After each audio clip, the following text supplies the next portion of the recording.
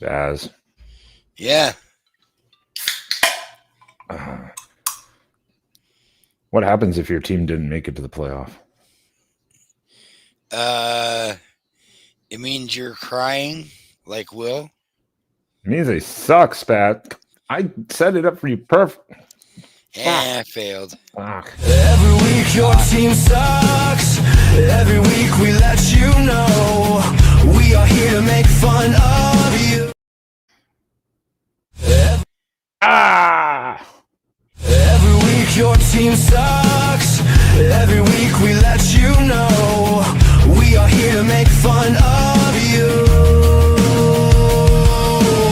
The After Dark Show is upon you. The After Dark Show is upon you.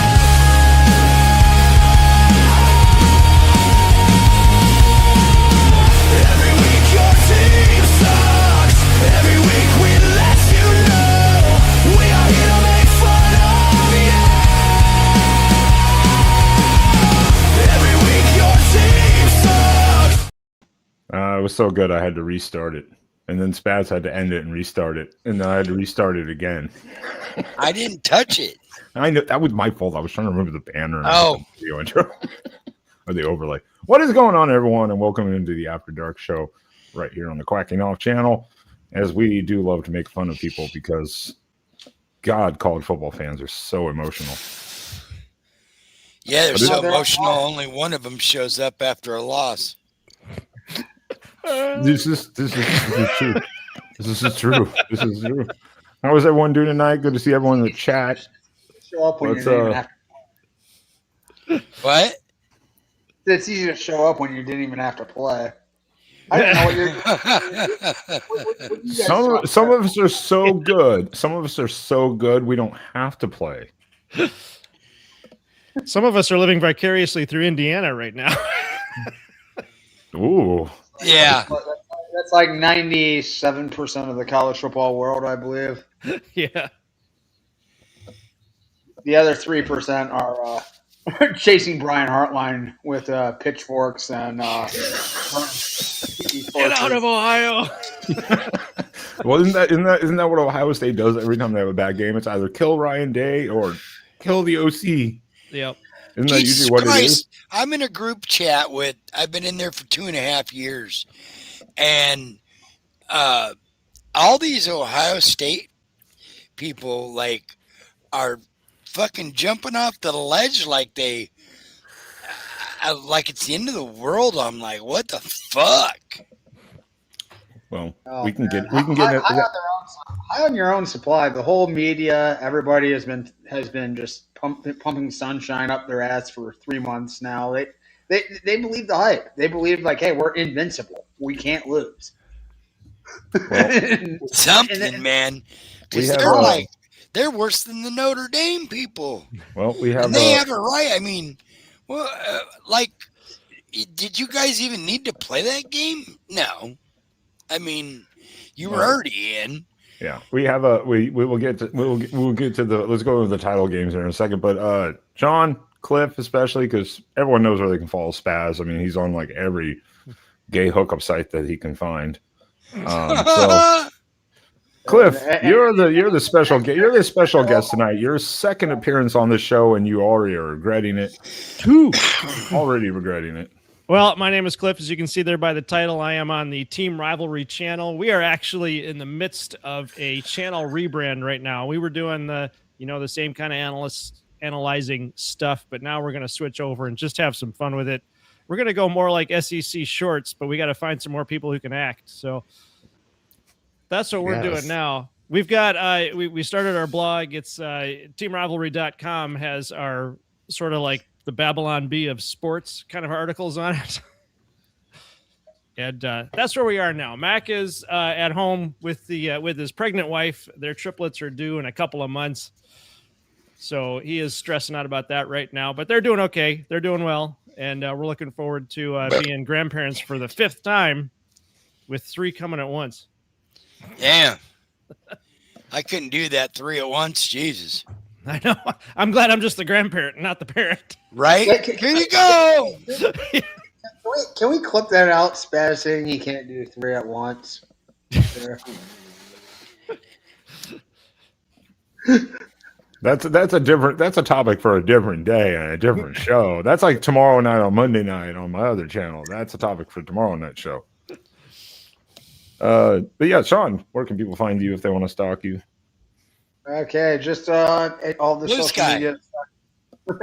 Yep, Blue Sky, Facebook, Twitter, all the stuff. And his personal phone number that I'm posting in the chat right now. So if you want to text him. Grinder. Don't forget to find him on Grinder. 75309. Well, then let's dive into this because there is a lot to talk about tonight, and that's why we decided to go live earlier than usual because Spaz had a good idea for that, and that's fine because I get up early in the morning and I'm like, yeah, fuck it. Let's just do this because this is the setup for the whole playoff reveal. Let's dive into a little bit of the conference title games. Oh. Do we? Yeah, I don't even know how deep we wanted to go into the conference title games just because not everyone watched all of the conference title games. I just want to take a moment to welcome Indiana to the 1310 Club. It's a very exclusive group, but it's a group that loves football. was okay. You know what? Fuck it. Let's start right there because that is the funniest thing ever too. Sean, was it more traumatic to lose to Indiana? Or to lose by that score, or the missed 27-yard field goal. Well, it's a good omen because I don't know if you guys recall what happened after that 13-10 game. What followed it? So yeah, I mean, if we Jaden Fielding missing another chip shot field goal, having the ball inside the 5 on 2 consecutive possessions and coming away with Nothing. 0 points. Yeah. I don't know. What can you say? You can't do that against good teams and hope to win games.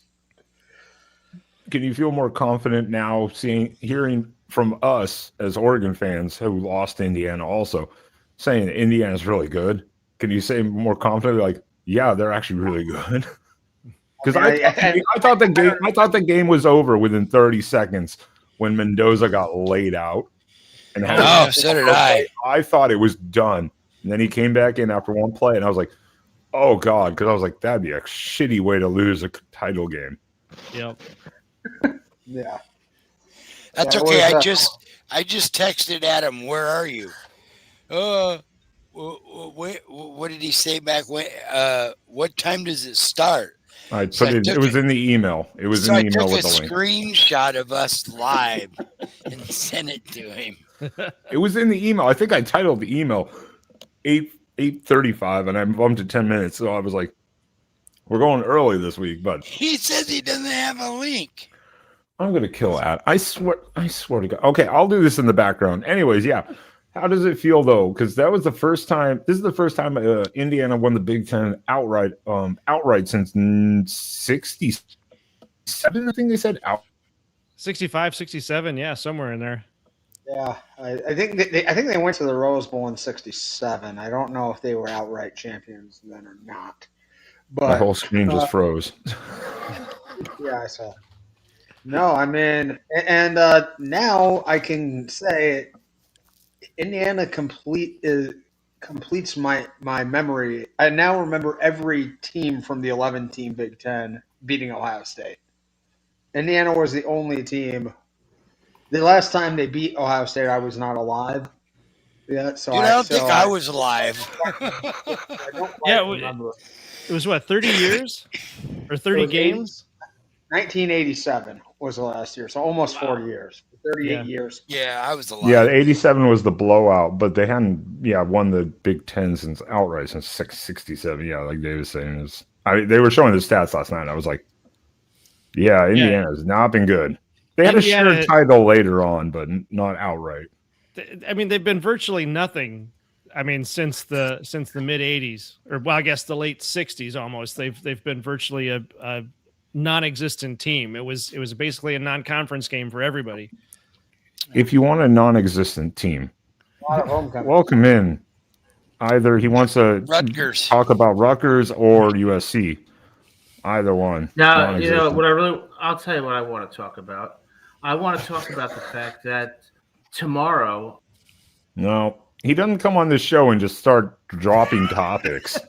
No. We're in the middle of a conversation, Adam. You know the rules. You behave. I swear to God, I don't care if you're from Jersey or not. that was All right, so let's try this again. extremely rude. How rude. What I was going to say is, what I want to talk about is the fact that tomorrow I turn 50 years old, which means it's all downhill from here. Arthritis. I'm going to lose limbs. I'm going to have to go to sleep at 6 p.m. It's all over from here. You're gonna have to have constantly just mashed potatoes, cream corn, and stuff like that, and gravy. Oh, see, this is what I've been talking about. So, Adam, I'm 54, and Ben keeps wanting me to come onto the show that doesn't start until 10:30. I'm like, I'm half asleep by 10:30. The shows are over. I'm going to bed. Guys, we need our rest. Okay, you show no respect for us whatsoever. I need more sleep than I get, but I just suck it. I just suck it the fuck up. All right. Don't make us sing "Happy Birthday" to you tonight, Adam. No, my mom for my birthday present got me this thing that's written in Braille. I said I could see just fine. She said not for long, and I'm telling you, it's going to be all downhill. This is what my mom does. An Italian mother from Jersey. I appreciate it. And she told me to shut up and take my blood pressure. We have lost Sean. Apparently, he is frozen in the the internet world over here. So he's back. So yeah, Adam. Then real quick on your part, Indiana over Ohio State. What did you think? I thought, based on the game, that Ohio State was the better team, and I thought that they didn't play well last night, but their defense was outstanding. The missed field goal, of course, hurt them.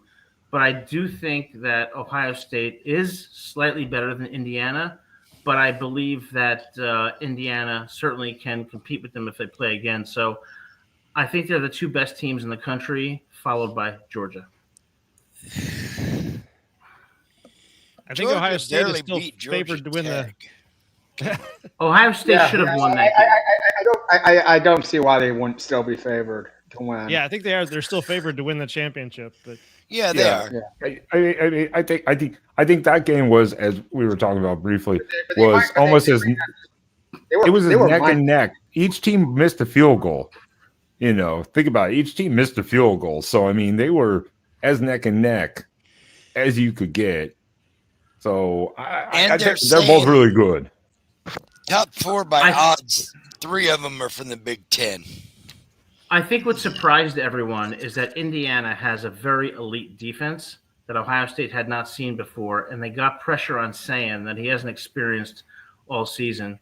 And I do believe that Ohio State, although I think they are the better team, Indiana, I think, could beat them again if things fall their way. But at the end of the day, I think that Ohio State is still the best team in the country. Well, one thing we said after our loss was, go ahead. That simulated pressure that Indiana brings, the pressure they can get on the quarterback, is really good.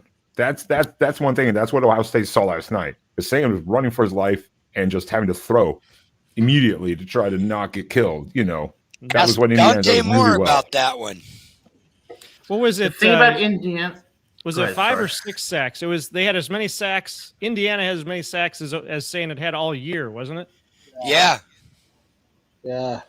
They were coming at him in waves. Normally, like when you're a young quarterback and you get sustained pressure like what Indiana was bringing all night, it's hard to adjust to that when you've never faced that before.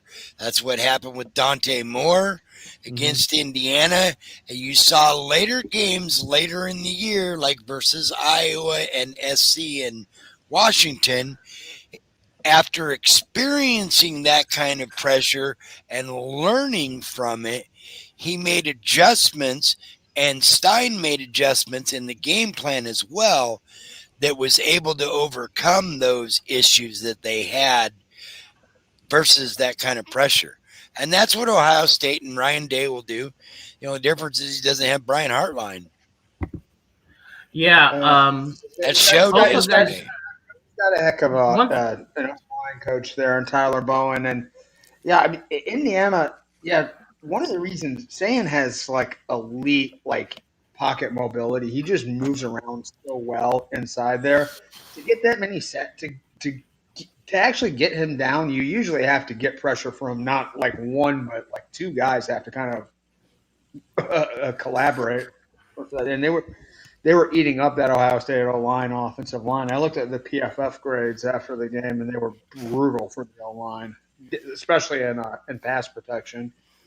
Yeah, and the one thing about Indiana that I noticed last night that makes them dangerous, Indiana is a team, much like Michigan was a team with J.J. McCarthy when they won the national championship after beating Alabama. This is a team that has chemistry, and they're very cohesive. Ohio State is not. And that's why I think Indiana could possibly beat them again. But if Ohio State is firing on all cylinders with a good game plan, I still give them the edge. Yeah, Ohio State's just young. That's the difference with Indiana is this is an experienced group now that's played 2 or 3 years together, and it's shown. Signetti has proven me wrong. The guy can coach. I mean, he's only lost one game in 2 years. No, two. If you look at that Michigan. Three technically. Notre Dame, and then was it just the one Ohio State? So yeah, two games. 2 games. Ohio State and Notre Dame in the playoffs. Yeah. If you look at that Michigan defense when they won the national championship, that was a team. They put pressure. They were smart. They bend, but they didn't break. They were physical.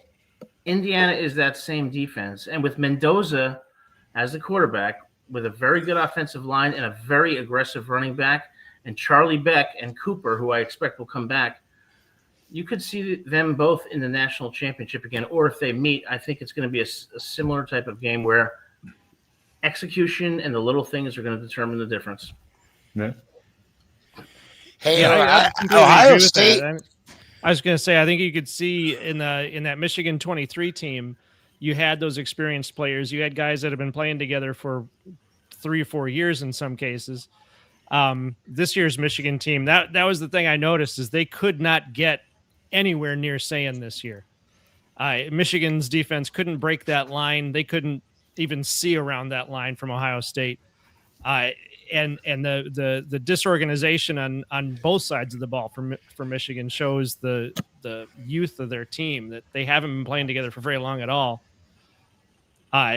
Which is why when Ohio State and Indiana show up at the Big Ten championship, I was thinking if Indiana can just get to saying, then they can control this game. And I think that's what we saw.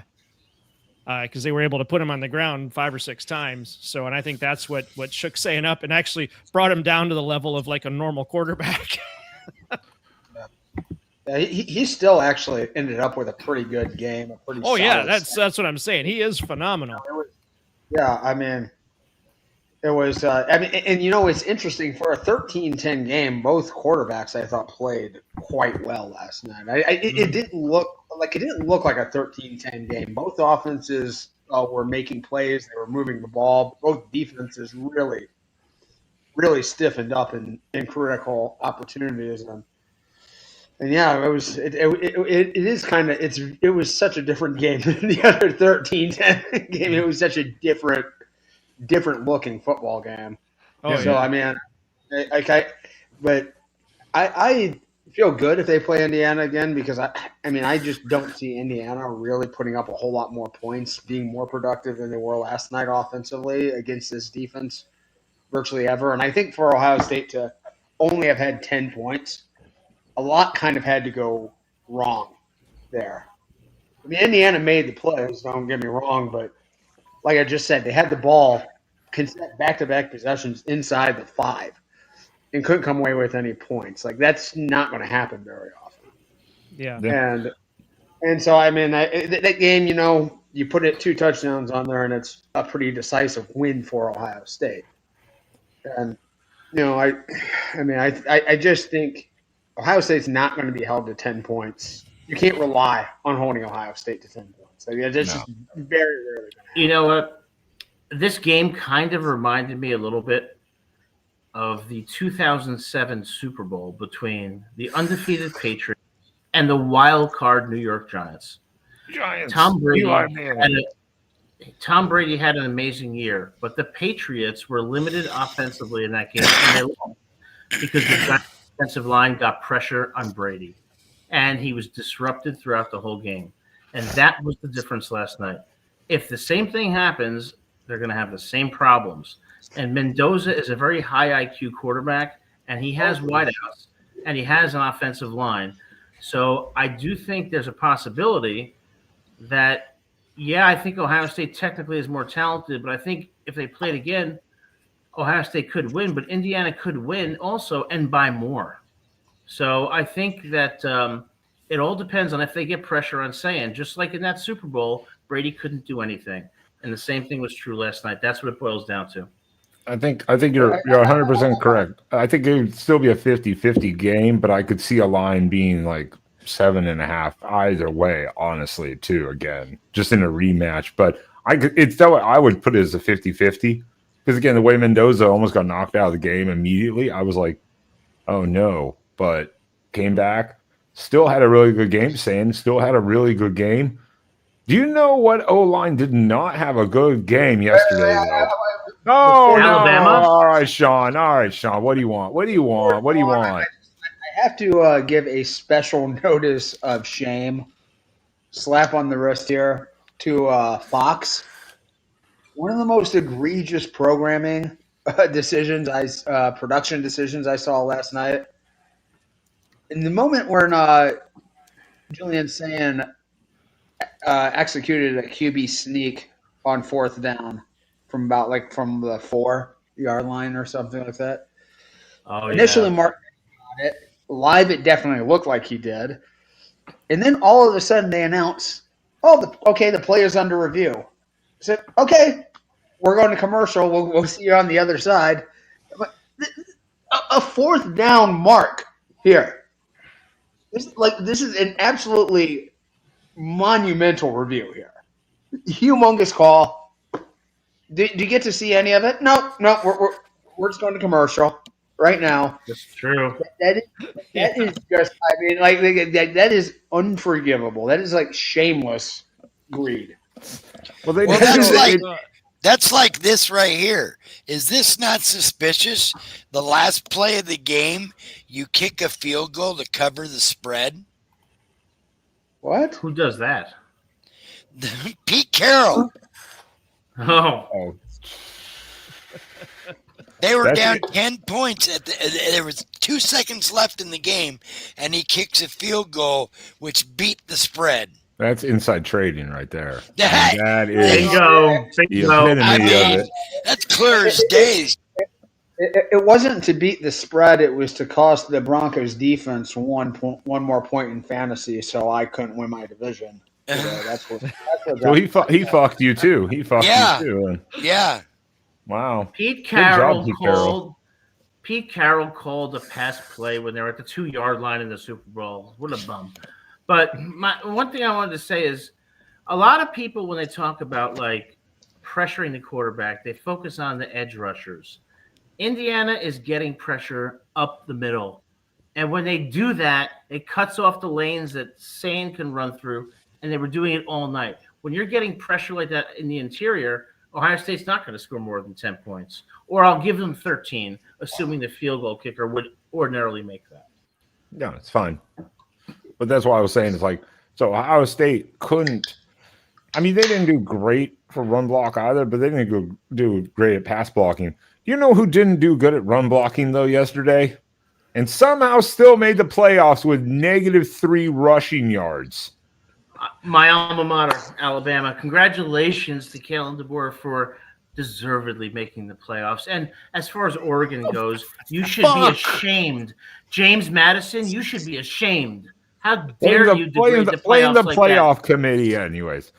How the hell do you have 3 losses? I get it. It was a conference title game. you're not going to fault a team necessarily. But the way you lost and -3 yards rushing, -3 yards rushing. You're right. You're right. But it's all relative. And when you look at the field, they were among the 12 best teams, but they were terrible yesterday. Absolutely terrible. You can't punish these teams that make these games, because if you start doing that, I mean, you're like teams are going to just like not want to play any of these conference title games, because I mean you're exposing yourself to risk that other teams aren't. Like if Oklahoma played yesterday, maybe it's the same story for them. Maybe they have -3 rushing yards and they get waxed off. And people are complaining that they didn't get in, or Ole Miss, or Texas A&M. You could have put any of those teams in, and maybe they have that similar performance. You can't punish Alabama for making the conference championship game. Well, then, in all fairness, too, there was a stat that came up during the Georgia-Alabama game. I think it was right before halftime. It was like Kirby Smart, when leading at halftime versus Alabama, he's 0-3, and they were up like 14-0. Well, they just went on to score 14 more points and just basically abused Alabama the entire game. Their offense wasn't very good yesterday, though. That was not they got a lot of points from special teams and defense yesterday. Oh, no. You're 100% correct. There were the fumbles, all that stuff. But, I mean, at the same point, Georgia just abused Bama all around yesterday. That Alabama-Oklahoma game is not going to be a work of offensive beauty. I'll say that. I love this, though. Georgia gave Alabama more penalty yards than Alabama got in rushing yards. Well, that's not hard to do. I mean, if they gave them 0, not when you're at -3. No. Yeah. If they gave them 0 penalty yards, then it would be more. I didn't even know that stat until after the game. I looked at it because I was watching the second half primarily. When I got back, I was watching the second half, and I looked at the stat line later, and I was like, "Are you shitting me right now? How does any football team almost, end up with negative rushing yards on 16 attempts?" Well, maybe that's why. Because of the sacks. That's also why 16 times. Only 16 rushing. Jesus fuck. Well, sacks do count against you at college football for sack adjusted or loss. I'm in agreement with people. I get it. It's another SEC bias. I think Notre Dame got fucked, and they have every deservable right to say, fuck you, NCAA. We're not going to play in your stupid Pop-Tart fucking bowl or whatever you want to send us to, because you fucked us in favor of Alabama because Nick Saban was bitching all morning about it. So fuck you and fuck you. Okay. Give me Notre Dame's 2 best victories this season. I get it, but the point is, Notre Dame only had 2 losses. Miami beats them by 3 points. All right. We're jumping to another topic here. We haven't gotten through this conference title game yet. Hold on a second, though. What the fuck is the banner for that I make? Hold on a second, though. I don't even know how that happened. Spaz, if you want to get upset, we'll just jump to this. We'll just jump to this. Sorry, We'll just jump to this. What are Notre Dame's 2 best wins? USC and Navy. Hey, they beat Purdue. Yeah, no, but you guys are missing the point. You're missing the point. Notre Dame should absolutely be in, and so should Alabama. It's James Madison and Tulane that should not be in. That's the problem. Okay. For God's sake. Yeah, but the way the rules are set, I get the committee actually did for once what they said their meaning was. We were not going to be punished by playing in your conference title game. And in theory, that's what they would have done with Alabama if they would have kicked them completely out. You were punishing them for getting beat by Georgia, who earlier in the year they beat in Georgia. That's why you couldn't leave them out. But you couldn't leave James Madison out and put Notre Dame in? Sorry, I don't get that. I do. I don't mind. I don't mind it. I like the meltdown. That's the title of the show. I want all the meltdowns because the two best teams you played, you lost to. Okay. I get it. You can say it's a fluke with the A&M thing at home. I get it. You lost to the two best teams you played. Other than that, I do agree with Dave. He says Pitt. I got it. Pitt was a decent win. USC, and then I guess it would be Navy.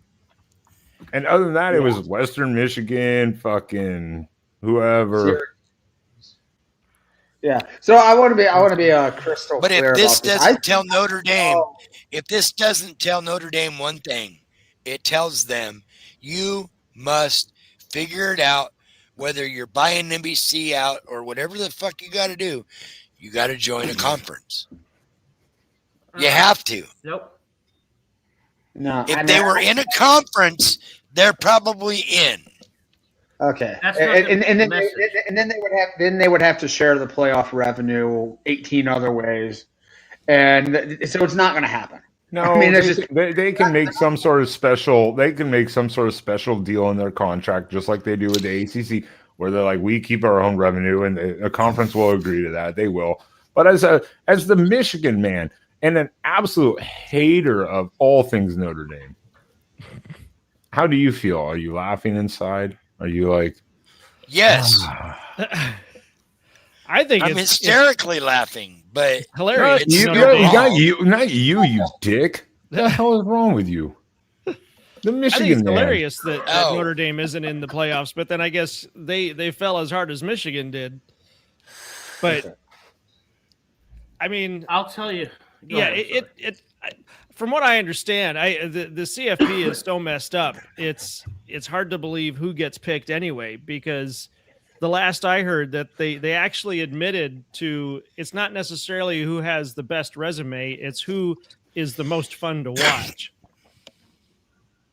So I mean, I don't know why you wouldn't think Notre Dame isn't fun to watch. They're obviously a good team. They're fun to watch, but I guess Ohio State is more fun to watch than Notre Dame.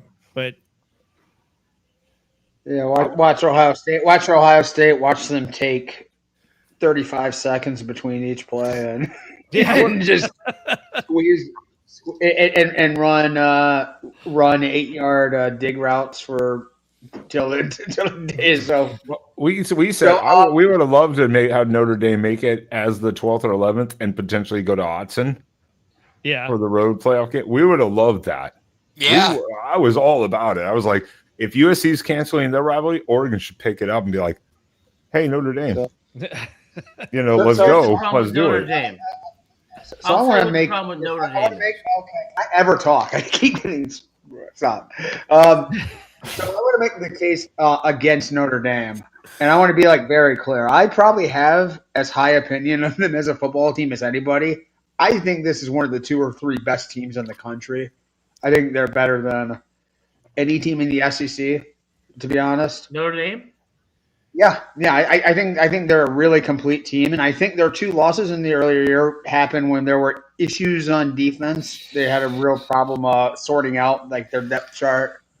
Ash was trying to figure out the system, who to have in place, and stuff like that. Absolutely. So, they. I mean, when I've seen them even against weaker competition, I mean, they're just like Indiana. They're absolutely just murdering these teams. I mean, there's first round TKO week after week. The problem, but I will tell you this. I will say this. They don't have the resume here. If it comes down to Notre Dame and Miami here, you have 2 teams that have almost every analytics metrics that are dead equal. Strength of schedule, strength of record, quality wins and all that. So they're very, on paper, they are very, very similar. And Miami did play Notre Dame and they did beat them. I mean, like we can't just sort of infer our own subjective judgment on these. Like actual results have to matter. When they When put we- all those stats up this morning, just like you were just saying on the ESPN crew, they were showing how like one was 3, one was 4, one was 6, one was 7, one was 10, one was 12. And like every statistical category out there was how close Miami and Notre Dame were to each other. But yet you put one in and not the other. I mean, you have to make the design. You have to cut it off at some point, and like that, those were the two teams fighting for the last spot, And one beat the other. one beat the other. It doesn't I really matter. really don't understand. I mean, Notre Dame or any reasonable objective person on this having much of a problem with this. It just doesn't make any sense. Other than the fact that if you're like me and think Notre Dame is really, really, really good, and they should be in the playoffs, but that's not a good enough reason. That like the results have to matter. Oh, I'm gonna also then call this because Cliff was informing me of some pussy shit Notre Dame's pulling now. What bowl game is Notre Dame going to though, Cliff? Can you enlighten us? They have opted out. They have decided not to go to a bowl game. Yeah. Oh, my God. What a bunch of pussies. Along with Kansas State and Iowa State, who the Big 12 later fined both schools $500,000 for neglecting to go to the bowl game. Oh, and also besides that pussyfooting, applaud Penn State for getting their 5th option or only last option in Matt Campbell. Wait. Applaud them for taking their last option. Their 5th option turned them down like 3 weeks ago. They were on like option 22. Yeah, that's the point though. It was literally that was not their first option. They were just like, "Fuck, we gotta take someone now." Shit. Oh, they're in serious trouble now. No recruiting class. Just got a coach. They're in serious trouble. We looked at it last week. It was literally like almost last place. Yeah. Here's the thing with Notre Dame. They were behind Harvard in recruiting. Oh yeah. They were behind. God damn it, Adam. Notre Dame lost by 3 to Miami at Miami, and by 1 to A&M. So you're saying they lost? You're saying they lost. Hold on. Miami lost by 6 to SMU, and they lost at home to Louisville. Based on the body of work, if you want to talk about objective standards, Notre Dame clearly should have been in above Miami.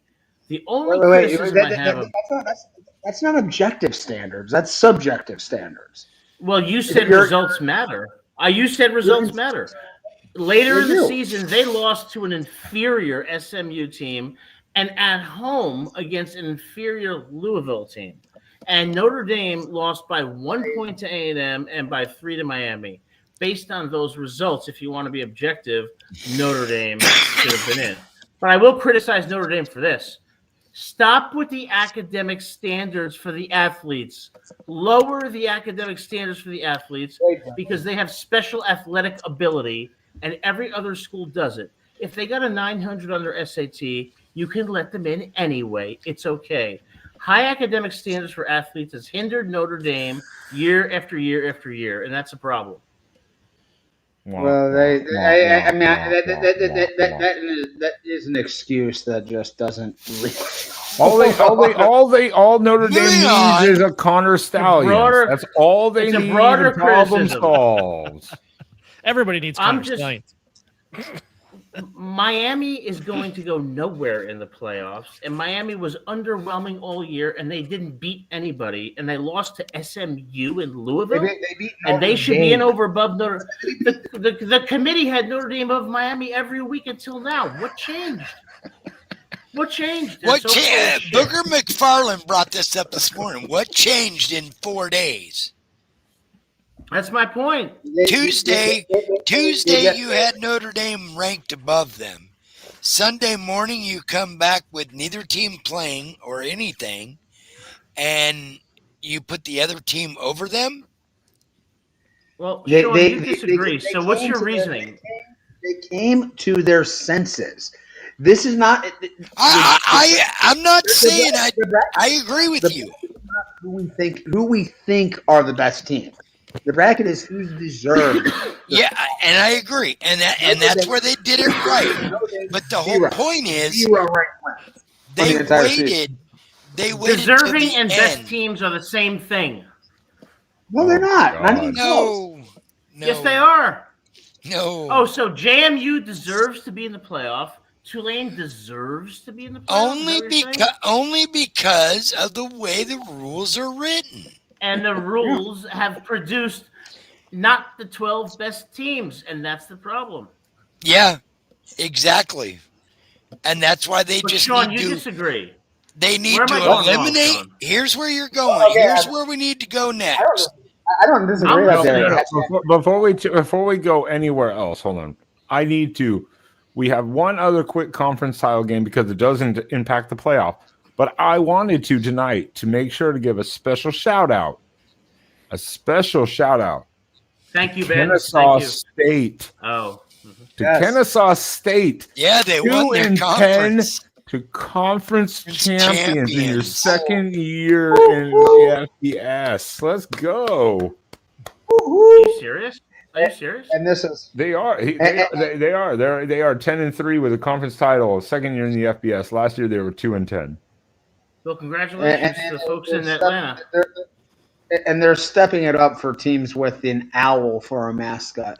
I mean, after what Temple and Rice have done to that mascot for decades and decades, finally someone Yeah. steps. Cliff is over here. He's quiet, but he's watching and reading everything. He's laughing and smirking. He's like, "Yeah, this is what our show needs to be. Oh yeah, Not this Jason. pretentious PG family programming nonsense that they're doing over there. They invite me onto every week. Although you're done for the season, so don't worry. Yeah. You don't have to worry about it. we have an earlier crowd. Those are the 50 ones. Gotta go to bed early. That's right. So Ha ha ha! That's so funny. Yeah. Shut the fuck up. I'm going to be 50, and you started going into elder abuse. You know, my mom got me for a present. She got me a book in Braille. I said, "What the hell is Elder this?" She's like, "Well, abuse. you're going to go blind soon, you bum." I said, "How ridiculous is that?" yeah, Oregon State was co-champions. That's right. First year of the Pac-2. Give it up, Beavers. They split the trophy in half. Oregon State had Quiz Rogers, who was 5'0" and used to run all over the field and upset USC. And Mark Sanchez, Because he just run under their arms. They'd go to tackle him and he'd just duck under them. The Rogers There's too brothers much were wildlife great. in Oregon. The There's too many Rogers trees in brothers were Oregon. Hey, great. just They ask were Pat amazing. McAfee. We have the best trees up here, man. Oregon There's is a lots beautiful of great state. forest up here. Literally I'm coming to and Eugene figuratively. next fall. I want the Outston experience. I want to see if it's really as loud as people say. You get up here, we'll go. It doesn't rain in Absolutely. Austin, but I hope it pours that day. Spaz, can I bring Fuck. bourbon? Yes, you can. Good. All right, Then I'll be happy. let's I wrap wanna- up the. What's that? I wanted to back up to something Sean said because I didn't believe that for a second, but he was saying that there's a $500,000 fine for backing out of a bowl game. Yeah. And yeah, I didn't know that. That's absolutely true. I'm not surprised by that because I mean the fact that they sent an invitation, I get. Does that mean they had to have accepted it and then gone? Nah. No, it just means they said they took the phone call and said we're not interested. Oh, okay, so they just said, "Nah, we're not going to play that game." And Right. that's how they get. I thought they would have had to at least accept it and then say no. I guess, I mean, it makes sense because they've probably already spent the money on the venue. They've already spent the money on the advertising paperwork, at least.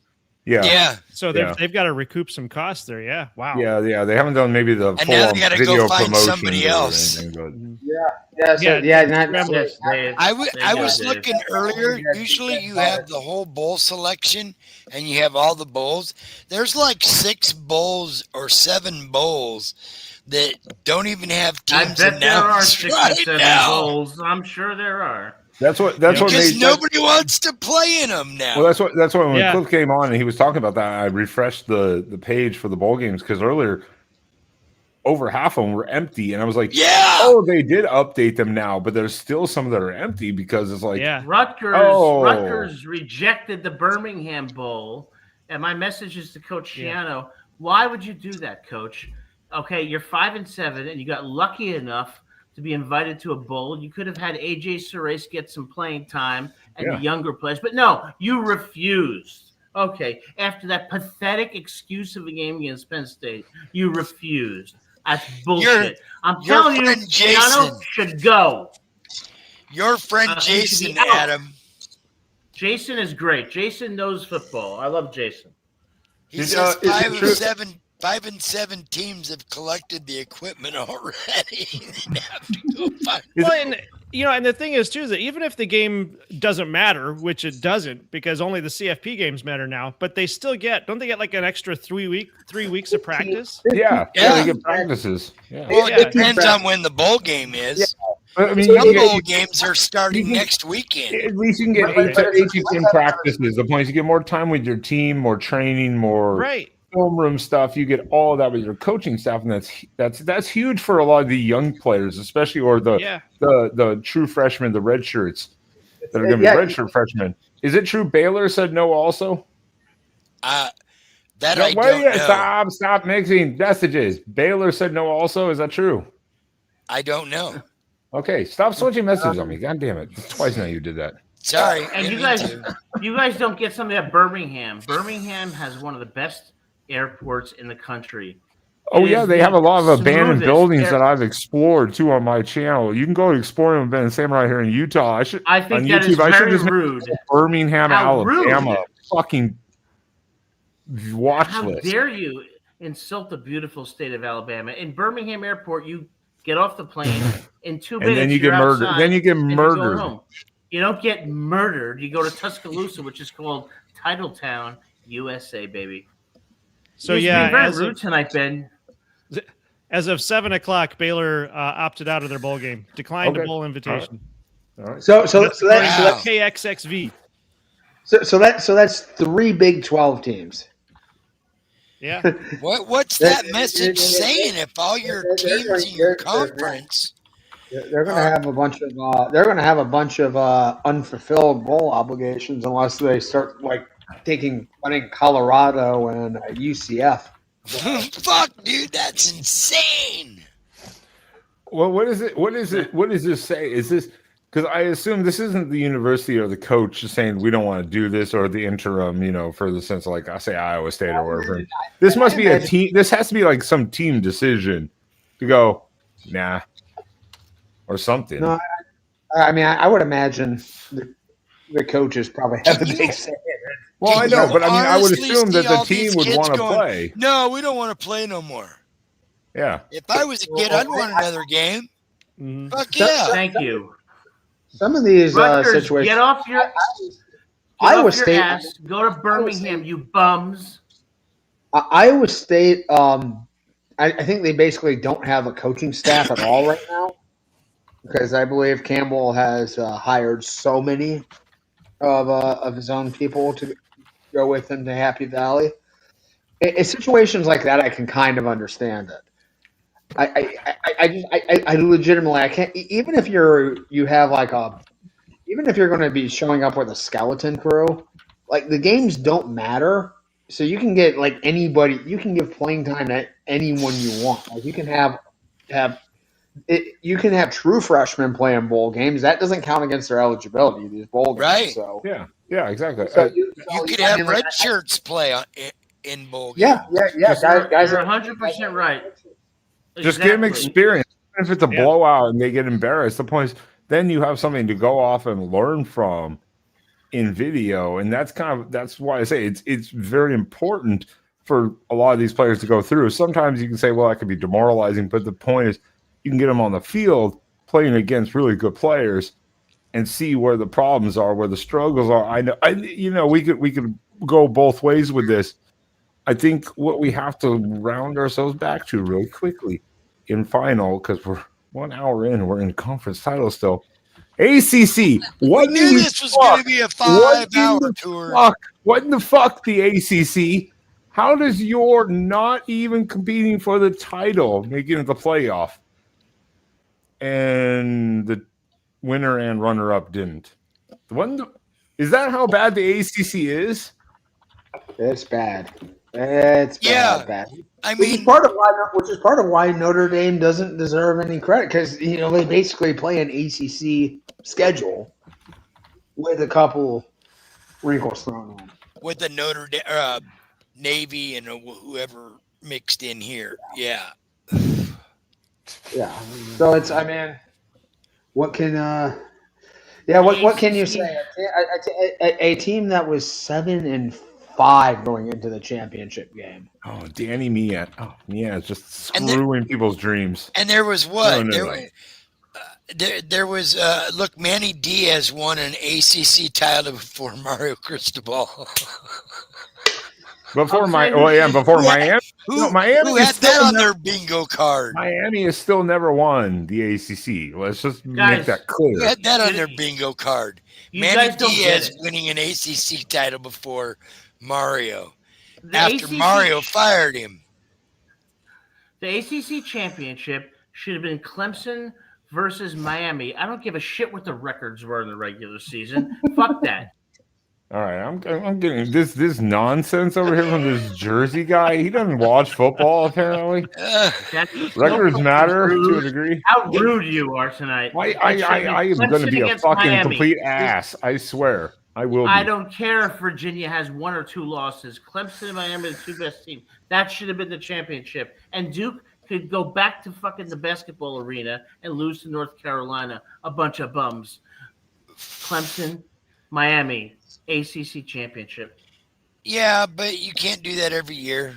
And Miami blew their chance, man. How many I don't care what the. How many games did Clemson lose? They lost 5. 5, yeah, they were 7-5. Yeah. I don't care. They're the 2 best teams in the conference. I don't care what their records are. They lost to Duke, didn't they? You put Mike Krzyzewski in the freaking conference championship game against Who, Miami? Virginia. No, Miami and Clemson should have been in the ACC championship. Clemson lost to Duke, yes. No, I'm sorry. Clemson lost to Duke? Yes. That is why they were not in the title. Who cares? They're the 2 best teams. Put them in the championship games. Duke. Okay, you know what, Jason, you are 100% correct, and this is a special moment where it absolutely deserves this because Adam, you need to stop. Drugs! Look out, drug train coming through. Who wants some drugs?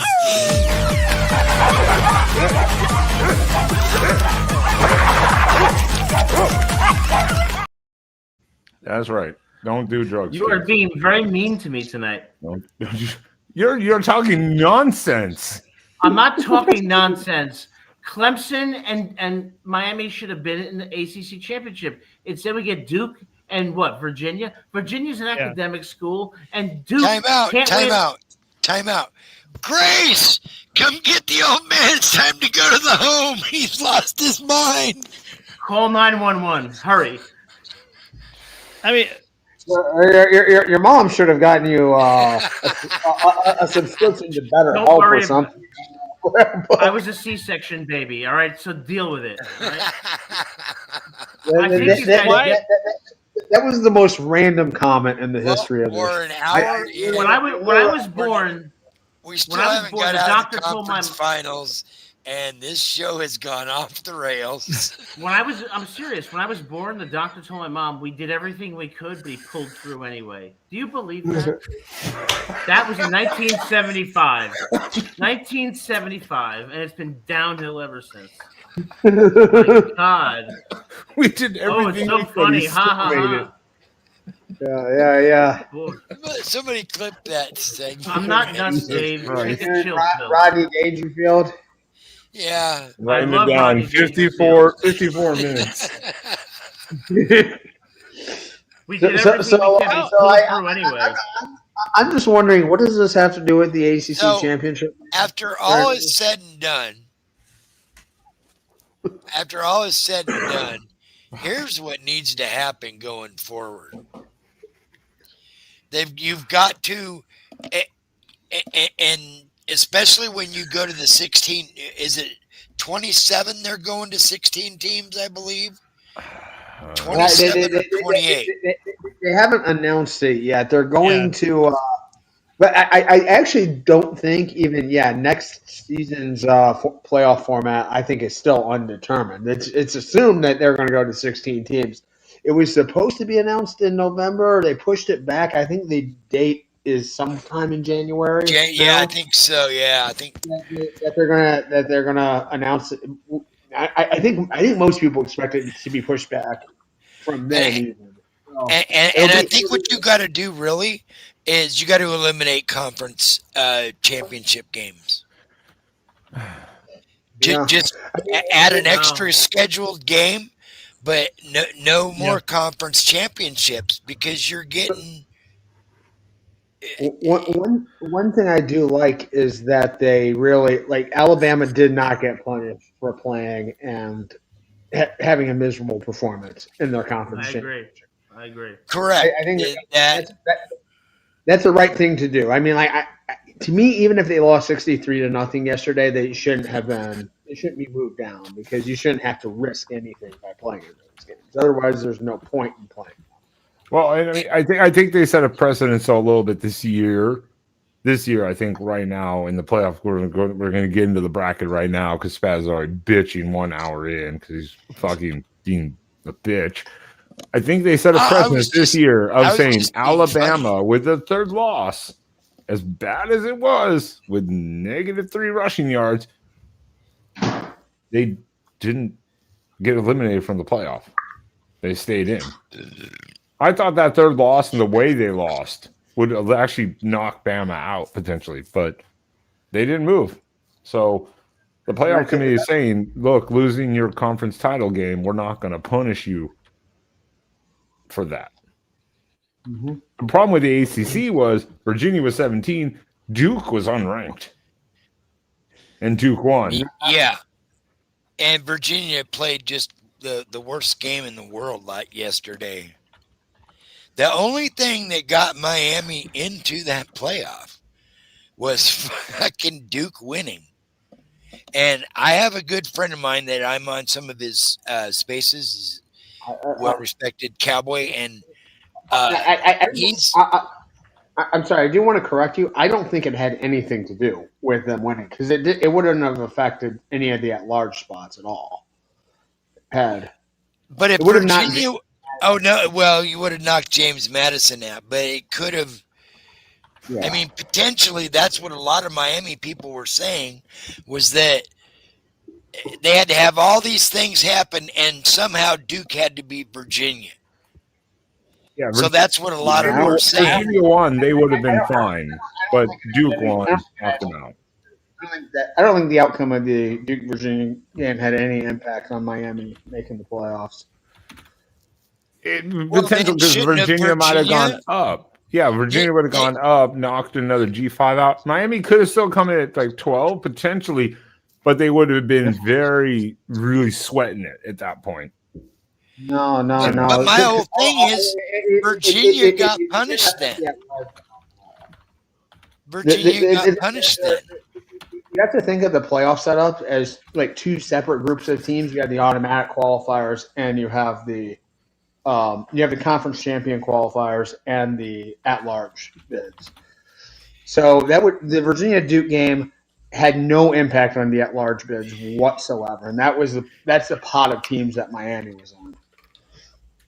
If you would have eliminated the conference titles, the conference championship games, and just gone with the 12 best teams, the way it's ranked, you would have BYU would have still been in because their only 2 losses would have been to the number 4 ranked team in the country. Texas would have been in, Georgia Southern, or not Georgia, James Madison and Tulane wouldn't be nowhere near there because they wouldn't be nowhere near the 12 best teams in the country. Nope. So that's where a Texas Vanderbilt has a, complaint over a Alabama or being in alongside. You have to change the rules to not allow a James Madison and Tulane to get in.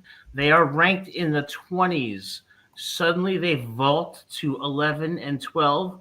Exactly. Superior Notre Dame. I mean, you have to change that. We do not have the 12 best teams. That's my whole point in eliminating the college, eliminating the conference championships, and just flat top 12 teams in the country. However, they're voted on by the committee and all of that. I'm someone who's stuck up for the G5 for a long time and actually kind of liked them having a spot in there until I see a year like this year when now 2 of the opening round playoff games are likely to be complete turds. One of them is a rematch where the first game was 45-10. Yeah. I'm starting to. That's right. Tulane and Ole Miss played. Yeah. 45-10. Yeah. Yes. Yeah. So I'm starting to come around to the idea that these G5s. I'm not saying they should be excluded, but they have to be one of the 12 voted best teams by the media and whoever does all that. And it's and the G5 is even weaker because of all this conference consolidation, annexation. A lot of the historically stronger G5 teams are now in the P4, like the UCFs and Cincinnati's and Houston's. Right. Exactly.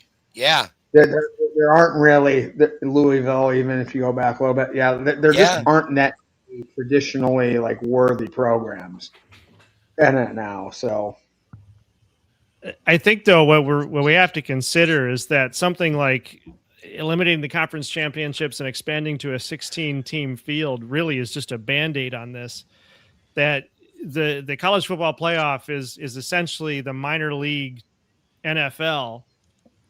You've got to reorganize it like the NFL, which means we need that super conference or another conference that is the 40 best teams in college football.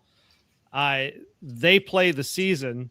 You have 2 conferences, 4 divisions, each conference, work your way to the playoffs, work your way to the championship. I don't know how else you resolve this because there's too many teams to come up with the 12 best teams because you don't have enough teams playing each other. Cliff, that is a great idea. That is a great idea. I mean, they want to go for it anyway. That's why these teams are already opting out of their bowl games because they don't see any point to it. Why did they play the season if they're just going to get some nonsensical bowl game? Other than like what we were talking about, it does give them extra practice, but it's the CFP that everybody pays attention to. So they're not going to get the media attention. And then teams like, my local team here, Western Michigan, ends up in Myrtle Beach where there aren't any Western Michigan fans to watch a bowl game. Although I did like, I forgot who posted it. Maybe it was, Clint Moses posted that they should scrap the title games and replace it with a conference tournament. That sounds interesting, except now you're talking about playing through December for the regular season. Yeah. Cliff's idea is great. 40 teams, 4 divisions. They play each other repeatedly so that you can actually assess them more effectively. I think that's a real good proposition. I mean, just like the NFL. They want it to be the NFL anyway. They want the TV contracts. They want the promotions. They might as well just go for it. They want to not show replays so they can show on a huge 4th down so they can show commercials. Well, and that too, yeah. No, but I did wonder how Indiana ended up with the ball after that. Yeah. Okay.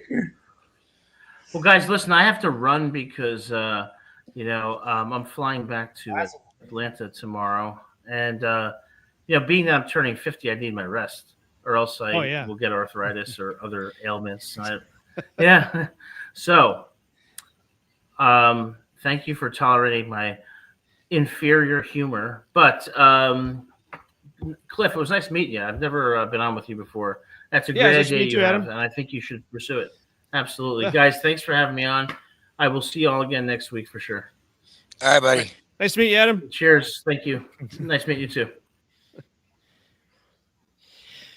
So, Cliff, they're all set as of 20 minutes ago. ESPN just released the bracket. They finally set all the games are now set. Okay. All the bowl games? Yep. Oh, the bowl games. Yep. All right. I was looking at the bracket. So, yeah. Okay, yeah, because I know Michigan's going to be playing Texas, I believe, in the Citrus Bowl. Yep. Mm-hmm. That'll be interesting. Yeah. So Iowa's you now have Arizona and SMU in the Holiday Bowl. That one was open earlier. And you got Wake Forest and Mississippi State in the Mayo Bowl. Oh, I see. Yeah, you're right. There's still a handful of them open. No, they're all filled now. Mississippi State. They're filled now. The JLab Birmingham Bowl is open. So maybe there's just a couple. Yeah, you're right. Okay, yeah, I think that's the only one. So yeah. All right. Oh yeah, that is the only one. Yep. Yeah. So all right. So they found teams to replace BYU and Rutgers and all that. Yeah, all the teams that turned down. Mm-hmm. Now you got North Texas is against San Diego State. That'll be a decent one. Georgia, there it is. Yeah, they got Georgia Tech and BYU. BYU in the Pop-Tart Bowl. Yay, the Pop-Tart Bowl. Yes. BYU changed their mind then. Yeah, because the Pop-Tart Bowl earlier that Pop-Tart Bowl hadn't been filled yet. All right. Oh. So Jason said Birmingham Bowl is now App State versus Georgia Southern. Georgia Southern is where not the kid that transferred this year, Dickey. Who was the kid from Oregon, the big kid that transferred last year? Ben, you remember the one that was real popular and he ended up transferring? Oh. He transferred to Georgia Southern. I can't think of who it, but I know that's where he transferred with Georgia Southern. I can't think of who it was. Are App State and Georgia Southern not in the same conference? Did Georgia Southern go to the? I don't know. Did one of them go to? I thought they were both Sun Belt teams. Let me check real quick here. You wanted Georgia Southern App State, right? Yeah. Georgia Southern. See. I thought for sure they were both Sun Belt. I think they are in the same conference. I think Georgia Southern. Yeah, they're both in the Sun Belt. Yeah. So you have conference teams playing in a bowl game. Fuck it, whatever. This is 2025. Get used to it. Jesus Christ. All right. That's a bit incestuous to me. I have to ask first before we move on. What did you do, Adam? He had to go get his beauty sleep. No, what the fuck ever. Yeah, he was speaking and then the screen just went black. And Oduck appeared 5 seconds later. And for some reason credits just start going across the screen and we're waiting for Oduck. We're waiting for Oduck. What happened? All right, well let's go into this. We're in a little over an hour, and this is great. We're not a bad time. Spaz, you were right. We would be bullshitting this for a long time, but if we can keep this to an hour or so, it'd be pretty good. Pretty good. The playoff brackets are revealed. And what's the most interesting?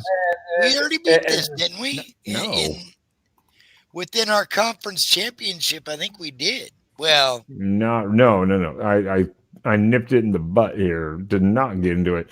What is the most interesting matchup in the first round? Because obviously you have Texas Tech, Indiana, Georgia, and Ohio State on a bye. I think it's the 7-10 matchup. It's without Ooh. question. It's without question the 7-10 matchup. You've got two games that involve G5 teams where the point spread's close to 3 touchdowns already. Those no one cares about. You have two offensively challenged teams that have already played each other in one game. I mean, yeah, that Oklahoma Alabama will be whatever it's going to be, and then but Texas A&M Miami, like interesting clash. Two teams that have that have a lot of hype, basically like year after year, and never live up to it. Are on the verge of living up to it this year. So it's an interesting battle. Yeah, as a Buckeye fan, I really.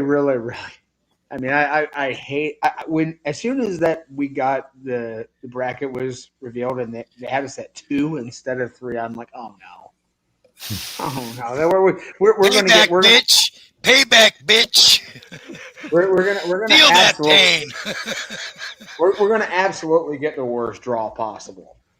And now you had Georgia, who's season 3, has to play the winner of Tulane and an Ole Miss program that's in complete disarray and dysfunction. I am a little surprised. I'm a little surprised that and looking at Ole Miss, I think I agree with you. Miami, Texas A&M is probably the most interesting. Alabama, Oklahoma's already played out, and right now Venables is Alabama's daddy. Like Alabama is Venables' bitch at this point. Can he make it 3-0? We'll see. Tulane, Ole Miss. Ole Miss is in shambles. So this kind of goes back to like the Florida State thing. Oh, they lose their quarterback. You don't have a head coach. Yeah. And even some of your staff probably. So, I mean, like, how do you put this team into the playoff scenario? Lane Kiffin let Charlie Weiss go back and finish the playoffs as the OC for I'm surprised because they didn't want him poaching. So why would you want all the staff poaching your players too? So that it makes no sense to me. It just seems like just a kind of absurd. But whatever. We'll see what Chambliss does. If Chambliss, if they lose this first game or even the second game, and then the portal opens like a few days later, we'll see if Chambliss. I don't think Chambliss has any eligibility left. Oh, is he a senior? He might be. Yeah. He might be. Yeah, he was. He was at Ferris State. Oh, he was a transfer, wasn't he? Yeah. Yes. Transfer. That's right. Let me check really quick here on the back end. I would be really surprised because he's from my area, so I remember him from high school and everything. That was several years ago. He has to. He's listed as a senior. Yes. Yeah. So they get like 7 years of eligibility now, don't they? Oh yeah, right? Yeah. I don't know exactly how eligible he is. So if he's a senior, he might have a redshirt year that he already. Well, it says senior, not redshirt. So yeah, who fucking knows? I don't know what that means. Who knows? Does that mean he's out of eligibility? Maybe. I would think redshirt senior would mean he's. Yeah. He played for 3 years. He played for 3 years at Ferris. So. If you just send enough paper to the NCAA and bitch, they might just say, "Screw it, have an extra year." Just let him play. Yeah, we don't want to deal with this. I mean, like he needs to, if he wants to do that, he needs to get Diego Pavia's attorney, and he'll find a way to keep him. He might already have it. He might already have that guy on lockdown. Yeah, I mean, or he could ask his brother.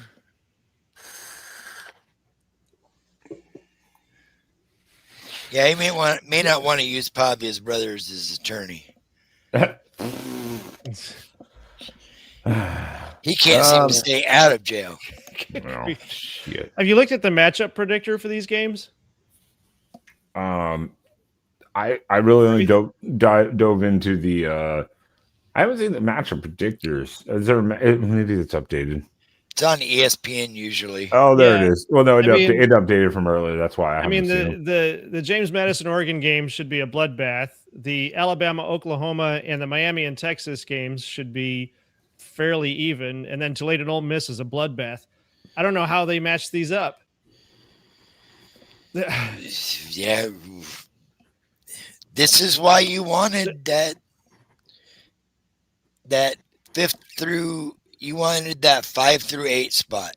Yeah, If you were in a 5 through 8 spot, you were in a good position yeah.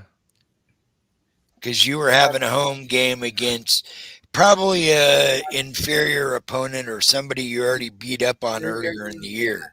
I will say with the Tulane coaching thing, I get it. Some of the staff staying like that sense Yeah. to do it.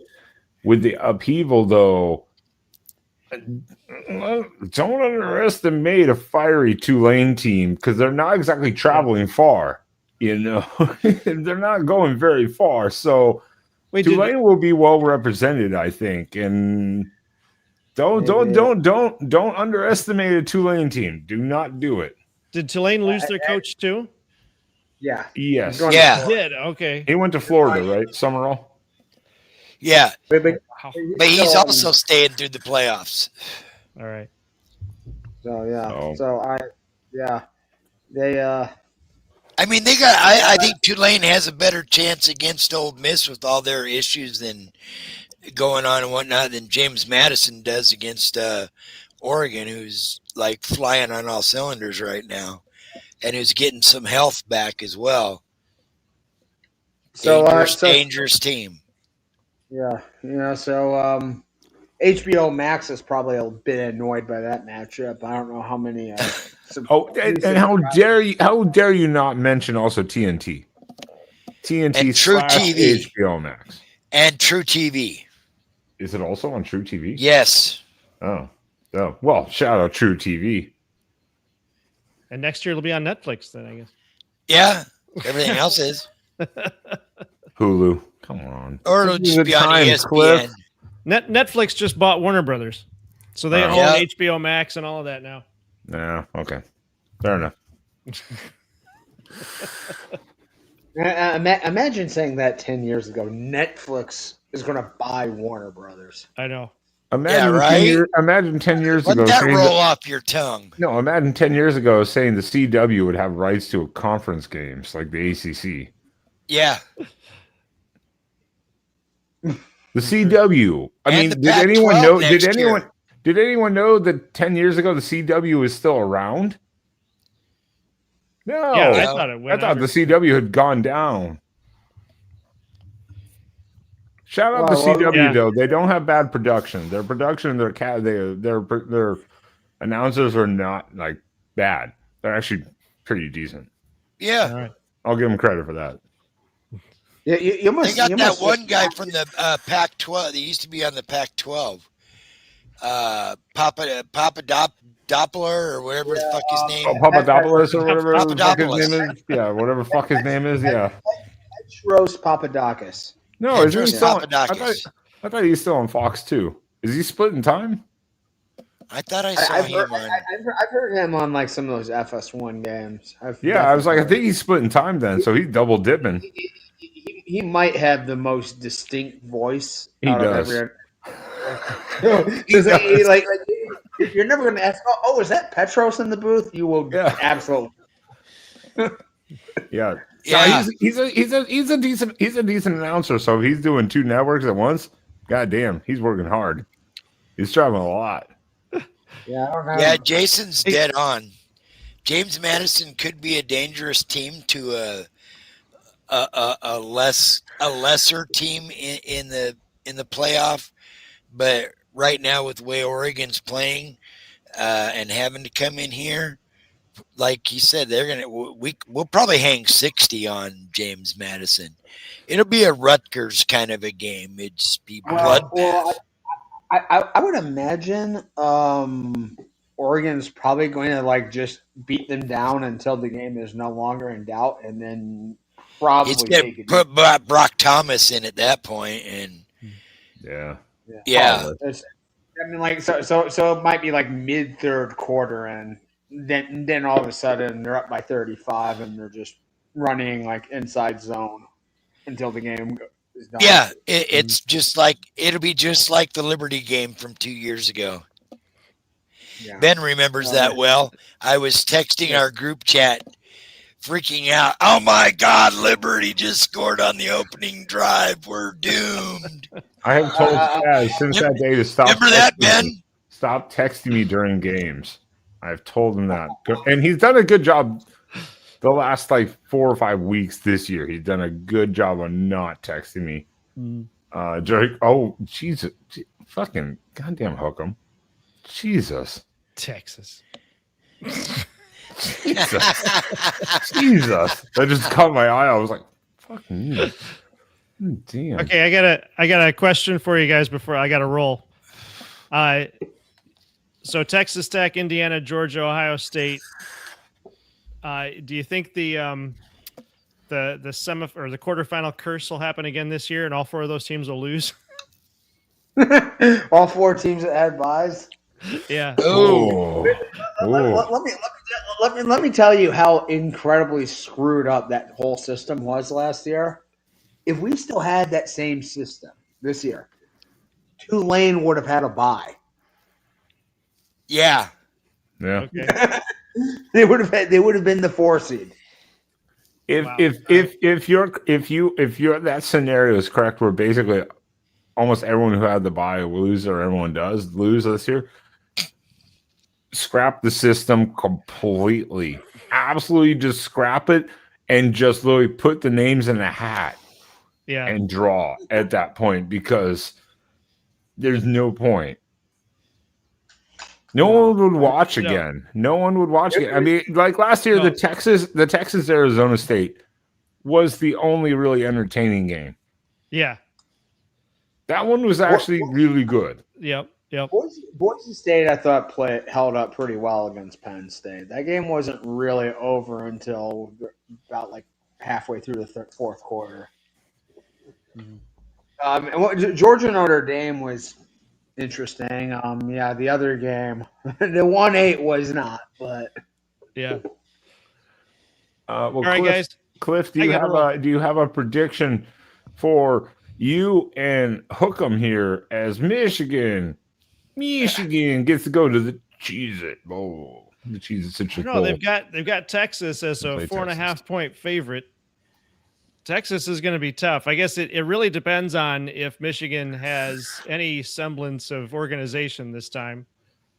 For the Ohio State game, they were finally coming together, but it only lasted for about the first quarter, and then everything's just the first half, and then the second half. First half, yeah. Yeah, Ohio State just tore them apart, and they look like they got torn apart. So I think if Michigan can hold it together through the 3rd quarter, they've got a chance to keep it close. And if they can keep it close through the 3rd quarter, then I think they've got a chance to win it. Otherwise, I have this feeling that Texas is just, they're mad because they're not in the playoffs, where Michigan is like, well, we figured we wouldn't make it. I think Texas is mad, so they're going to be out for blood. And I'm guessing it's probably going to be more a lot like the Ohio State game. It's going to be more like 29-17, 29-14, something like that. yeah. Well, one good thing for Michigan is I don't think they have a lot of guys that are going to be sitting out this game. I mean, they're a pretty young team. Yeah, they're a young team. Everybody's coming back next year, so they've got a chance to build on something and finally move forward. So I'm hoping. I mean, this year was fine. I mean, this year was better than last year, except for losing to Ohio State. So I think next year is going to be even better. Just remains to be seen how much better. Yeah, it'll be interesting because I think Michigan's going to be a lot better offensively than defensively, which it's going to be kind of a different era of Michigan football next season. Yeah. A couple new staff members coming in. But last I heard, there's not going to be any more changes. So they've got Kerry Combs coming in, and then yes. Yeah, the guy that Ohio State fired, apparently. I forgot who the other guy is. The guy that ruined Ohio State's defense. Yeah, so I don't understand that at all, but I'm not the one writing the checks either. So That's Right? true. Well, and Cliff, before you leave, if you want to tell people where they can find you one more time, so everyone can go over there and make sure to check you guys out as you're doing your transition, like you said, and Michigan just copes with being, the fifth place team in the Big Ten, fourth, fifth place team, What are you kind gonna of do? in that range. National champion down to 5th place. I don't know.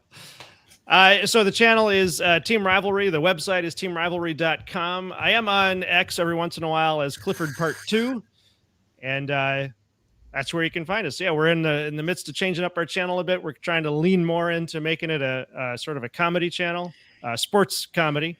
And then That's right. I saw you in that Dom room on there on X the other day. Yeah. And then the teamrivalry.com is our blog site where we do satirical articles on college football. But that's where we are. Yeah, I got to go check that out. Yeah, check it out. It's fun. I've gotten some good comments on it so far, so I'm pretty happy with it. That's right. But And thank you for having me on. Enjoy the Yeah, thanks, Cliff. And we'll you can talk go to you soon. stress out about the triplets too, and you having to babysit them and stuff eventually. And I know that's tough. It's been tough babysitting one at a time. Yeah. This is why you have kids when you're young. I'm telling you. Right? All right. See you guys. Thanks for having me on. All right, buddy. Cliff. Take care. All right, now we got the losers out of this room. He's not in the backstage, so he didn't hear that. Unless he's watching the live stream, he's like, "Fuck you guys." Pop back up here and immediately just start blasting. Right. us. Where the fuck were we? No idea. We had basically gotten into the first round, but we didn't really talk about,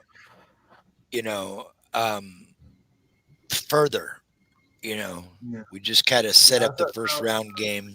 Well, the first round is the interesting ones because who gives the biggest threats in the second? If you want to go look up forward, the thing with like personally for me, I'm looking. I hate Oregon's setup because Oregon at home game, great. We love that Spaz, right? We've agreed with that.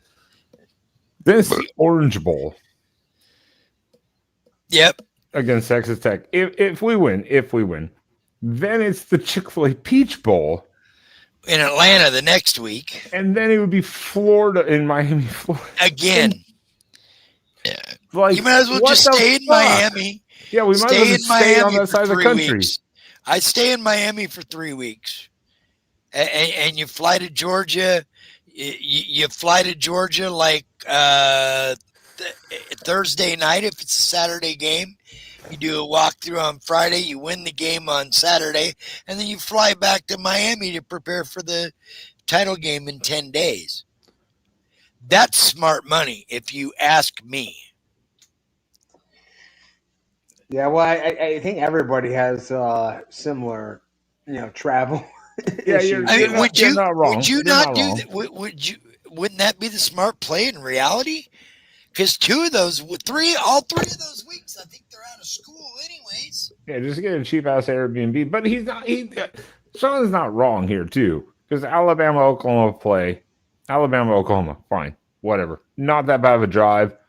But then you got to go to the Rose Bowl. Indiana travels the Rose Bowl. After that, they have to go to the Peach Bowl. Then potentially Miami. Tulane and Ole Miss, not bad. Then Georgia plays those winners at the Sugar Bowl. Of course, Georgia gets a fucking home game at fucking the Sugar Bowl. Of course, fucking Georgia would. How is that a home game? Especially if they're playing Tulane. Well, it's the Sugar Bowl. It's close. It's close. It's close. It's not far. It's Tulane, but it's still Tulane. It's Tulane compared to Georgia. They're not playing in Mercedes-Benz. So. Georgia's tickets are already sold out. They get the majority of them. But then they would have to go to the Fiesta Bowl. Then they would have to go to the Fiesta Bowl. In Atlanta last year. Yeah, but then they would have to go to the Fiesta Bowl, so there's some travel. Miami goes to Texas A&M. Now, this is where shit. If Texas A&M wins, they get to play in the Cotton Bowl, and Ohio State has to go to the Cotton Bowl. That's where Ohio State's like, fuck, really? Really? A&M to Fort Worth? We get Arlington. I apologize. Yeah. Arlington. Okay, everyone. Come. Jerry World. It's Jerry's game, yeah. But yeah, I mean, it's just it is a travel nightmare in the way that they set these up with the bowl game. But I think Oregon has the worst one, from a home game to the Orange Bowl to the Peach Bowl to the Florida potentially. It's Did you see Tony's? Did we put Tony's up? Yeah. Why are you ignoring Jason's? Why do you hate? Why do you hate Jason O? Why do you hate Jason O? Because Tony's was before, and I didn't see that.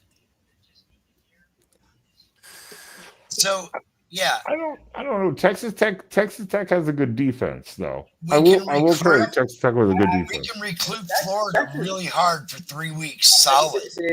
I think Texas Tech is like one of the worst matchups for Oregon because their front four is a nightmare. It's the best front four in the country. I will say Texas Tech does have a good defense. So, and I think Texas Tech at this moment can look at this matchup and go, we just have to prepare for Oregon. Oh yeah, but almost aren't even concerned. They're going to watch zero James Madison film. Probably. I mean, they're. Did you see what? All right. Did you see what was posted today, Ben? No. Oh, about who and what? No. Bitch, I have other things going on in my life. I know you probably didn't. I have to cook I have to cook dinner for myself and my brown guy, and I have to pack his lunch and make my coffee for the morning. I have to do a lot of shit around here. God damn it. No. I got it. This was posted this afternoon. I just gotta find it.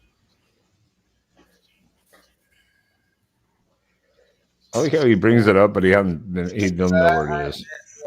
Well, Tony, he had the comment said Oregon has the best path here, which I don't think here it is. 8 hours ago. I don't agree with that at all. I think Oregon would have been better served. I think Oregon would have been better served in the 6th spot than in the 5, because I think they match up better. I think they match up better against Georgia than they do Tech. You see the number on that jersey? One. Which one? 1 or 14? That is the 1. Evan Stewart. No. Corey Moore. Sorry. Moore. What is Stewart's number? I can't remember. I don't remember. Fuck, I don't remember. He hasn't played this year, so I don't remember. They might change it. Seven. Evan Stewart hasn't played at all this year.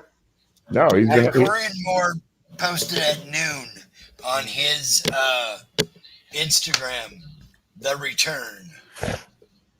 Well, he's got several weeks. He's got several weeks to practice. So he will be playing. He will be playing. So I want to know. Quick aside, how hopeful were you that Chris Henry was coming to Eugene? I thought it was happening. I really did. I kind of thought it was happening, but as soon as those idiots started posting, it's a flip, Steve Wilfong and all them, I was like, yeah, it's not happening. Well, I knew when he came out with his grandpa, who is a diehard Ohio State fan, to that. When he came out with all his family heritage shit, and his dad and grandpa sitting next to him, it was like, yeah, he's going to Ohio State. Yeah, but I mean, at the same time, when you do stuff like that, it's kind of like Jalen Lott. Lott was a Texas, legacy guy, but went to Oregon, so he buffed the. Once Jalen Lott turned his paperwork in, I knew there was no way Chris Henry was coming. Maybe, yeah, I'd say it's fair. What we're talking about though right now what we're talking about right now is, and I can agree with Sean in that regard. What he just said is that Georgia could have been maybe a better matchup than Texas Tech. Texas Tech is going to be an interesting matchup. But kind of like Tony said, their offense is somewhat suspect, but their defense is really good. I'm not going to doubt that. Their defense is really good. I don't doubt their Tech's defense is solid.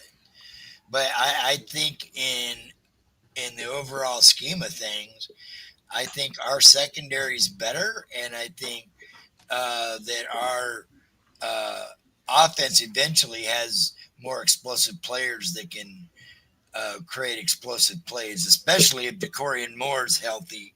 You got McClellan healthy. You've got Bryant is also supposedly returning as well. If you have all those guys out there, look out because you can just air it out. It's that time of the year. One thing I will say about Oregon, especially the last couple years, when their offense puts up like just amazing numbers and production against against teams that are not like great defensively. Like if you're just like above average or below, the Oregon's offense will kill you.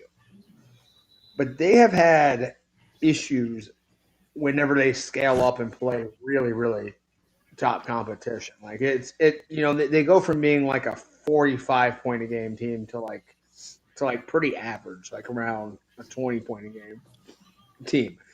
So like Indiana, the offense scored 13 points against them. When they played Iowa, it was like they got like 20 or something like that. Yeah. So I mean, like their offense is they've got great offensive concepts, and when they can outgun you, they can really light up the scoreboard. But it has not always like translated to like quality production against against really top. You're 100% correct on that, and I just rebuttal, and I'm not making a criticism of Ohio State. Great offense, great defense. You still lost 13-10 to Indiana. But like there was a stat years ago, and it's kind of been changing the last 2 or 3 years, especially. Oregon has to put up 30 points to win. Otherwise, they're literally like 2-20 if they don't score 30 points or something like that. Some shit like that over 10 years or whatever it was. So they've been changing that kind of mantra where they can win those tight, close games, especially on the road and stuff like that. So I think it's just the type of team you play and the evaluation, and that's why we're looking at these, because these are teams that don't play all the time. Like Oregon did just play Texas Tech a few years ago, and even our next game. When was the last time you got Alabama, Oklahoma? That winner goes to the Rose Bowl to play Indiana. Oklahoma was in the Rose Bowl 5 years ago, 6 years ago, whatever it was. Something like that. So yeah.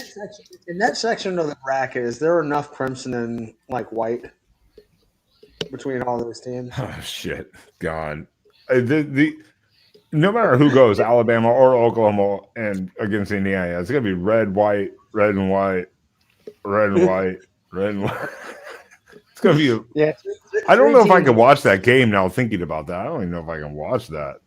Yeah, you won't even know who has the ball or what's going on. Oh, and I'm sorry. I do apologize, everyone. Yeah, Alabama was in the Rose Bowl just 2 years ago.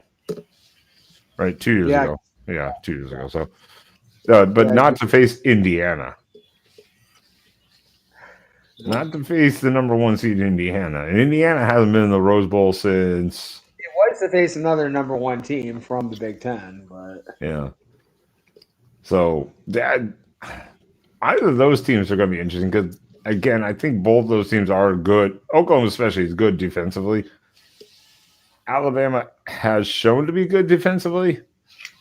Indiana has been really consistent, though, being good defensively. And Indiana's been by far among those teams the most consistent offensively. So, yeah, outside of their couple games, the Penn State, like we said, the Iowa, and then even against Ohio State. But again, Ohio State and Iowa have really good defenses. Penn State is just kind of one of those teams for Indiana. It was like a hurdle game to get over, kind of like. Penn State has a lot of NFL players on defense. They may not have always played great as a unit, but they've got really they've got enough talent that if they were really focused, like that's a tough defense. They can be. Aw, poor Travis. Now you can say na na na na na na na na. Bye bye playoffs. Travis can go get married and dive off into the new life. No clue. No clue what he's talking about. Travis can now go get married. Travis and Taylor can go get married. Travis can retire and they can go have Swifties. Oh. I was just checking to see. Yeah, Travis just coughed it up, and now all right. Houston's going to kick a field goal and be up 10 points with about 2 minutes to go in the game, and Travis and Patty can go play Kermit the Frog on their couches this winter. Oh, okay. I saw a story a couple weeks ago about him considering coming back for another year, but yeah, maybe it's just retire. Fuck it. You have enough money. Yep, I can hear it now. Do you want to hear like something insane? You know that Kelsey and Gronk are the same age. Gronk's older. Gronk's like 5 months older than Travis Kelsey. Yeah. Gronk is he already in the Hall of Fame? No. He's on. This was only his second or third full season out. I think you have to be out 5 in the NFL. He came, but he was retired before he came back. I mean, he could be already. Yeah. He could have. I mean, he'll be a first ballot Hall of Famer. Yeah. So you know what's sad? They're younger than all three of us, and each one will have more money than all three of us combined will ever make. Yeah. That is. I think Kelsey is like the exact same age, isn't he? Kelsey is like 36. Yeah, I'm 30. I turned 37 a couple months ago. Yeah, I was like, I think he's 36 or 37, something in that range. He's in that range. I'm older than him. I'll never make near as much money as you. Dynasty's over. Gronk will be out at 27. Yep, 2 more years. Yeah, this season's been kind of a bizarre collapse for the Almighty Chiefs. Yeah, I don't think a lot of people saw this coming. No, they just last year they won like 7 or 8, 9 like 1-score games. This year they're like 1-8 in 1-score games. They're just not winning the close games. Teams have figured them out and figured their schemes out and had to adjust to them, and they're just not as and teams are younger in Kansas City's Kareem Hunt, Travis Kelsey, Patrick Mahomes, P. Ryan, the other dude. They're all old. They're all in their mid-30s now. They're at the end of their careers, and these young kids are coming in that are at the beginning of their careers and just okay. Well, that's kind of the circle of life and the circle of the NFL and football in general. Like that's kind of how it happens. LeBron the other day, 18-year streak of double digits gone. Father Time is undefeated. All-time champion. Yep. Still not as good as Jordan. Nobody better than Father Time. All right. Let's refocus ourselves here. Jesus, fuck. This is a college football program. I'm not talking NBA and shit. So, who's a better matchup for Indiana, Oklahoma or Alabama? Oklahoma, because Oklahoma's offense is like with dog doo-doo. Yeah, questionable. More questionable. But how questionable is Alabama's after yesterday? Ugh. Yeah. I mean, it is. like I said, it's going to be a complete rock fight between Alabama and Oklahoma. I don't expect that to be scintillating football. The No, first time that's they going to be played, brutal. It's a 1.5 point favorite for Alabama right now. 1.5 points. so I think the last time Alabama played them, Alabama almost doubled Oklahoma in total yardage and lost. Yeah, that was a few weeks back. Yeah. Yeah, they're 0-2 against Brendables. So Yeah, so I just man, I'm like in a weird way it seems odd to say I'd be really shocked if the winner of that game really posed much of a threat to Indiana in the Rose Bowl because I mean Indiana is just a complete team. Like they can run the ball on offense. They're dynamic and they're balanced. They love to run the ball. They can throw it. They've got enough competent weapons. Strong quarterback who makes just elite level. Heisman Trophy winner. probably, yeah. I think After yesterday. that sealed it.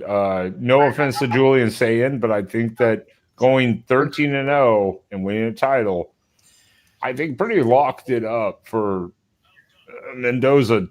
Shockingly as that sounds, going this far because no one seemed to have really separated themselves in the Heisman race to a degree. It was like 3, 4, 5 people. Holy shit, Spat. Fucking A. Goddamn, Spat's got to mute when he takes off his headset. He doesn't realize how much background noise comes from that thing. So I just think it was awesome though that the Heisman Trophy race this year came down to two nerds, like just two of the. I mean, Julian and Sayin and Mendoza, just not cut like from Central Casting as as jock. I think this game we said before with the Indiana Ohio State that kind of would differentiate the two quarterbacks. And Sayin still had a good game. He just came out on the losing end, and that's kind of what the Heisman race is kind of about. So I my opinion is like because I mean I think this was a bad year for just quarterbacks and offensive skill players in general. I think if you were really looking at the best, like the top players in college football, I think you would have guys like Reuben Bain at Miami, David Bailey at Texas Tech, Arvell Reese or Caleb Downs at Ohio State. Like this should be a year that they're really exceptional defensive players, and they didn't get any sort of run. No, none. Yeah. And like. It's a shame because Fernando Mendoza did not have a Heisman level season. Like he just didn't, but nobody did. So Yeah. what are you gonna do? So why can't a defensive guy get it? You know, I mean, they did it with Woodson. There's been a few years like that though, where it's like Woodson. Well, no, I mean, there's been a few years like that, yeah, where a quarterback or an offensive player hadn't had quite the season. And Spaz, don't flip me off. I muted you because when you take off your headset, you blow everyone's eardrums out if you don't mute it. Oh, wonder why. Yeah, that is. when you do this, when you take off your headset, it's like this, and it blows out everyone's fucking eardrums. Fuck. So I muted you. All right, so I agree. Indiana will have a good thing there. Who is better here? Tulane, Ole Miss against Georgia. Remember, Georgia already beat Ole Miss by 8 points. I think it was like 38-30, I think. 43-35. Yeah. 43-35. I was watching that. That was a really good and interesting game. Ole Miss controlled a lot of that game. I was really hoping Ohio State would get this matchup. Sorry. What did I just say about mutant shit? Sorry. I'm sorry. That came on so fast. See how I do that? I just cough and I mute myself. Fuck you. That. So I apologize, but no. So I really, really wanted to have that Ole Miss Tulane match. It was probably going to be Ole Miss. Ole Miss is. I mean, the program's just pretty dysfunctional right now. There's infighting between this staff and the administration. The players wanted their coach for the playoffs. They don't have him. I can't imagine it's the ideal psychological environment for them. Plus, I think to beat Ohio State, you have to have a superior defense because Ohio State's defense is good enough that no offense is going to score a lot of points against them. And Ole Miss does not have a superior defense. They do not have. They are not an elite, a championship level defense. So Ohio State would put enough points up on them that, like we said, Indiana got 13 against Ohio State. I mean, you're not going to win scoring 13 points very often. And I mean, and Indiana's offense is excellent. Indiana's offense is really, really good. So, yeah, well, you would expect Ole Miss, maybe. I don't know. No team has scored more than 16 points against Ohio State the entire season. Yeah, but for Georgia, who's the better matchup, Tulane or Ole Miss? But for Georgia, okay. Yeah, because that's what the bracket is. Tulane, Ole Miss, then they face Georgia. Tulane. I mean, Tulane's a better matchup. They're just not. They just don't have the we all know how hard it is to win, to beat the same team twice in the same conference in a year. It's very challenging. I mean, like this is just an ideal spot for any team. I mean, being in this situation where you've got an inferior opponent and an opponent that's, in disarray in shambles, right? Yeah, like that's wonderful. That's exactly what you want as a. Yeah, how many of their players are going to say, "No, I'm declaring for the draft"? I know, but I'm saying what the question isn't who's better, Ole Miss, Tulane. It's the question is Georgia. Who's better are they to play against? Is it Ole Miss or Tulane? What's the better matchup? Ole Miss beat Tulane 45-10 in September.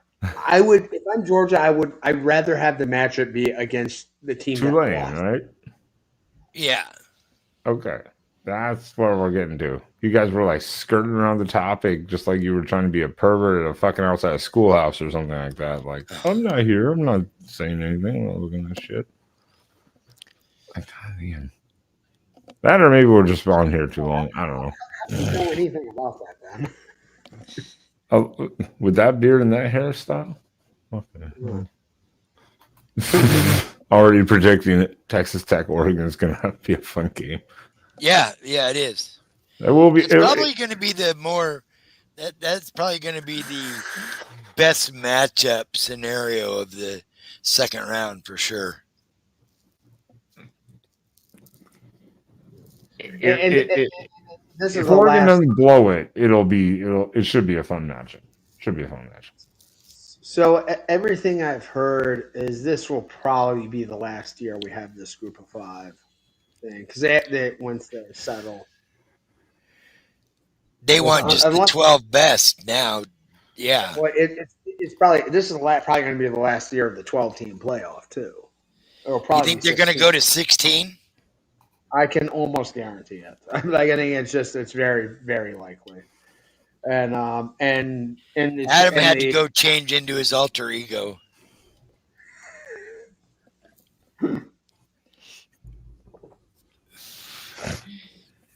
Yeah. So he can come stalk us from afar. So then, for Ohio State, would you rather play Miami or Texas A&M? A&M. Because, like I said, I think to beat Ohio State, you need a great defense. A&M doesn't have a great defense. They're fine defensively. Miami has legit NFL dudes at every level on that defense, and they're maybe a bit inconsistent, but they have top level talent. So yeah, A&M is definitely a better matchup. I don't think they've got I don't think they've got the defense to hold Ohio State low enough to win that game. It's definitely the better. I mean, at the same time, Miami again lost 2 ACC games. Yeah, but in both of those games, like offensive dysfunction probably cost them more than anything they did defensively. The old Mario clock management. Yes. Shocking. I mean, Shocking. So I feel really confident. I mean, they should be, I think, 10 to 12-point favorites against either one of them. They might not be, but I'm probably gonna wager something. I at least 7.5. Yeah, it's. I said this was probably the worst draw they could have gotten, but I still think it's going to be really. I still think they're comfortable favorites against either team. I would say this. I think they if they play Miami, there's a chance that game could get really ugly because Miami is so inconsistent. They could really deliver a turd of a performance, and it could be like the Rose Bowl last year, or it could be, or they can really show up and compete. Fucking chat, dude. You people are fucking. You people are stupid. They're all stupid. Yes, Blake here, Gregory. Yeah, we were talking about this earlier. I didn't know that a team did not agree to do a bowl game and then still could get fined for not accepting the invite. So yeah, we were talking about that earlier. It's like, what did we say, 500,000 or something shit like that? Yes. Well, do people realize like how much money there is in college football nowadays and how little that matters? Like it's kind of obscene at this point. There's just too much money, and can we put this to better use, like actual societal use? Like, can we get can we get people vaccinated? Like, teach them how to read and. Well, I know, but that's why I brought it up earlier. I was like, I thought, if you accepted the invite and then you were like, you know what, we're going to back out. There will be no vaccination talk on this channel. Oh, I was like, I didn't do that. I thought it was, if you accepted the bowl invite and then, just say like even 5 hours later backed out, they're like, well, no, you just agreed to it contractually. You're getting fined $500,000. But it makes sense too, because again, you have these tie-ins with your conferences, because even the Pac-12 still technically has, I think, a tie-in for this season, and then it's done. I think Pac-12 old Pac-12 teams, I think, still have this year as a tie-in for the old bowl games. Yeah, I think so. And then I think it's done, something like that. So wait, USC and Washington, they've still got like tie-ins. No, because we're Big Ten, but it's we didn't get any residuals revenues from the Big Ten until next year. That was the agreement on all the contracts. Yeah, something like that. They had to wait for the Big 12 or for the Pac-12 contracts, money-wise or whatever, to run out, and then they would come into the Big Ten revenue. Yeah, that's why. Tim Prengley called you guys the discount ducks. Yep. And what is USC done? Yeah, what has USC done? They're still discounted.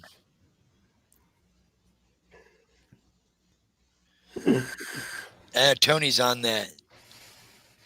Speaking of Tony, there's 3 things that we don't talk about on this channel.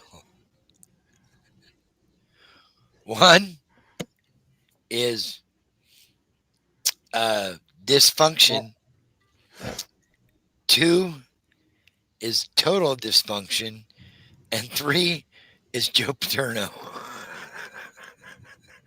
What's your title for him? What's your title for him? I thought he was going to say it, so I was going to ruin it beforehand, so I didn't have to do anything stupid here. Oh shit. This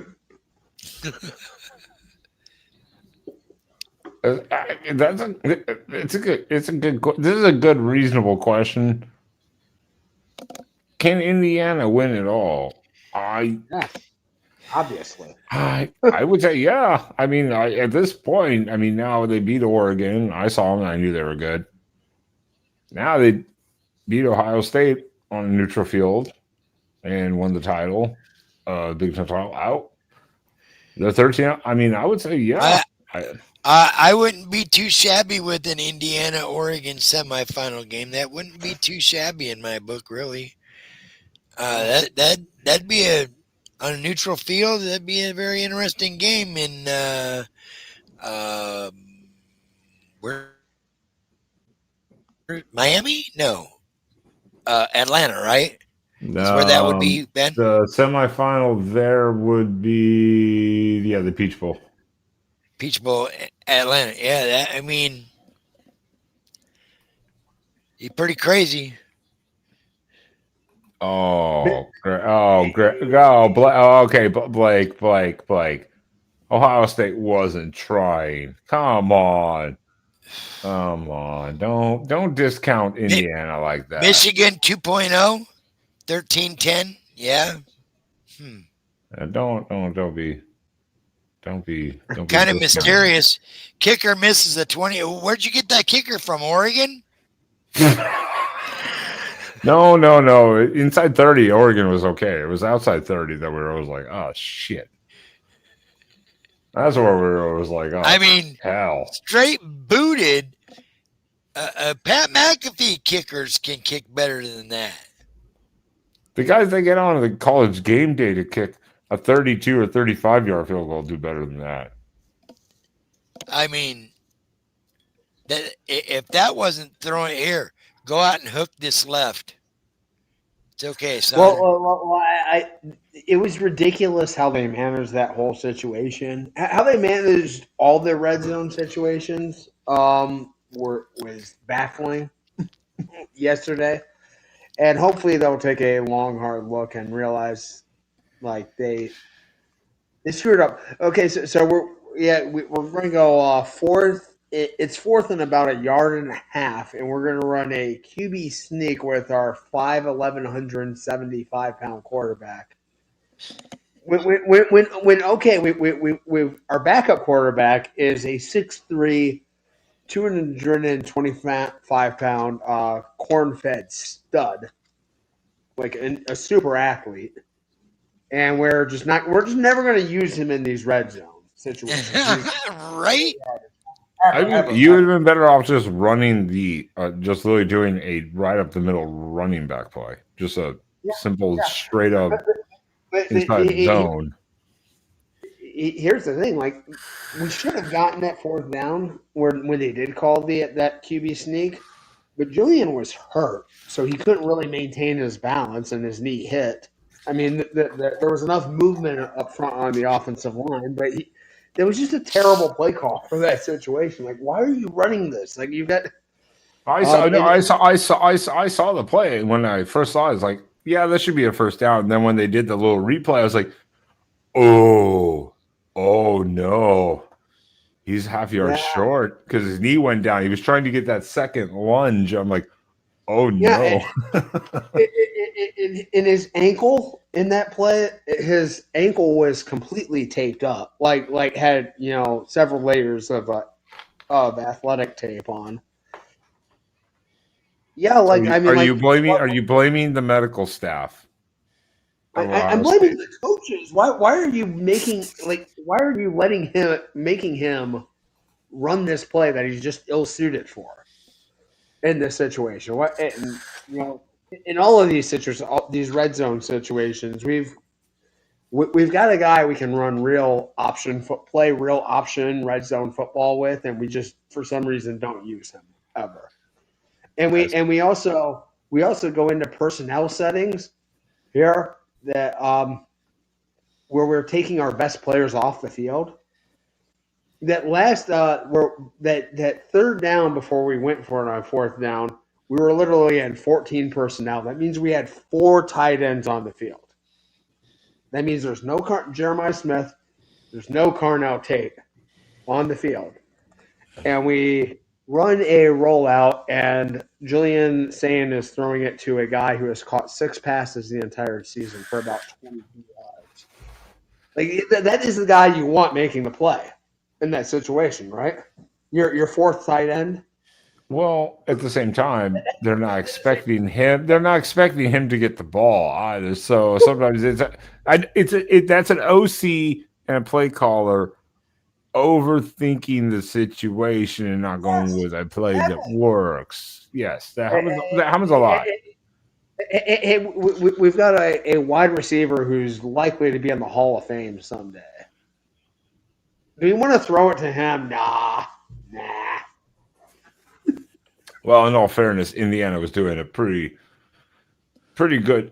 Indiana's secondary is really good. The whole point is Indiana's defense is top to bottom pretty fucking solid. I mean, they are a good defense. I think looking at this playoff bracket, though, compared to last year, so this is only the second year of seeing these. This year, obviously, we have two G5 teams in there.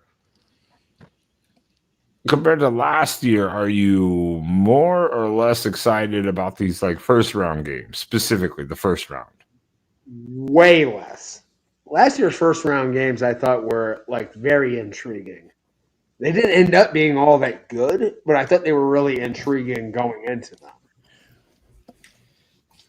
I mean, SMU completely just shit the bed. SMU completely just gave that game away. That's because Jennings couldn't stop throwing to the other team. Yeah. But I was like, okay, SMU is very alive against Penn State. Like, that's an interesting game. Like, that will probably be a pretty good game, and it wasn't. Clemson, Texas will probably beat Clemson, but Clemson has a fighting chance. They made it a game at least towards the end. They fought back. I'm trying to think. Indiana, Notre Dame. You didn't really know what to expect, and Notre Dame completely overwhelmed them. Indiana again scored fast at the end to try to make it look better, but for the most part, Notre Dame beat the shit out of them. And Ohio State. I mean, that was an interesting. They were a compelling.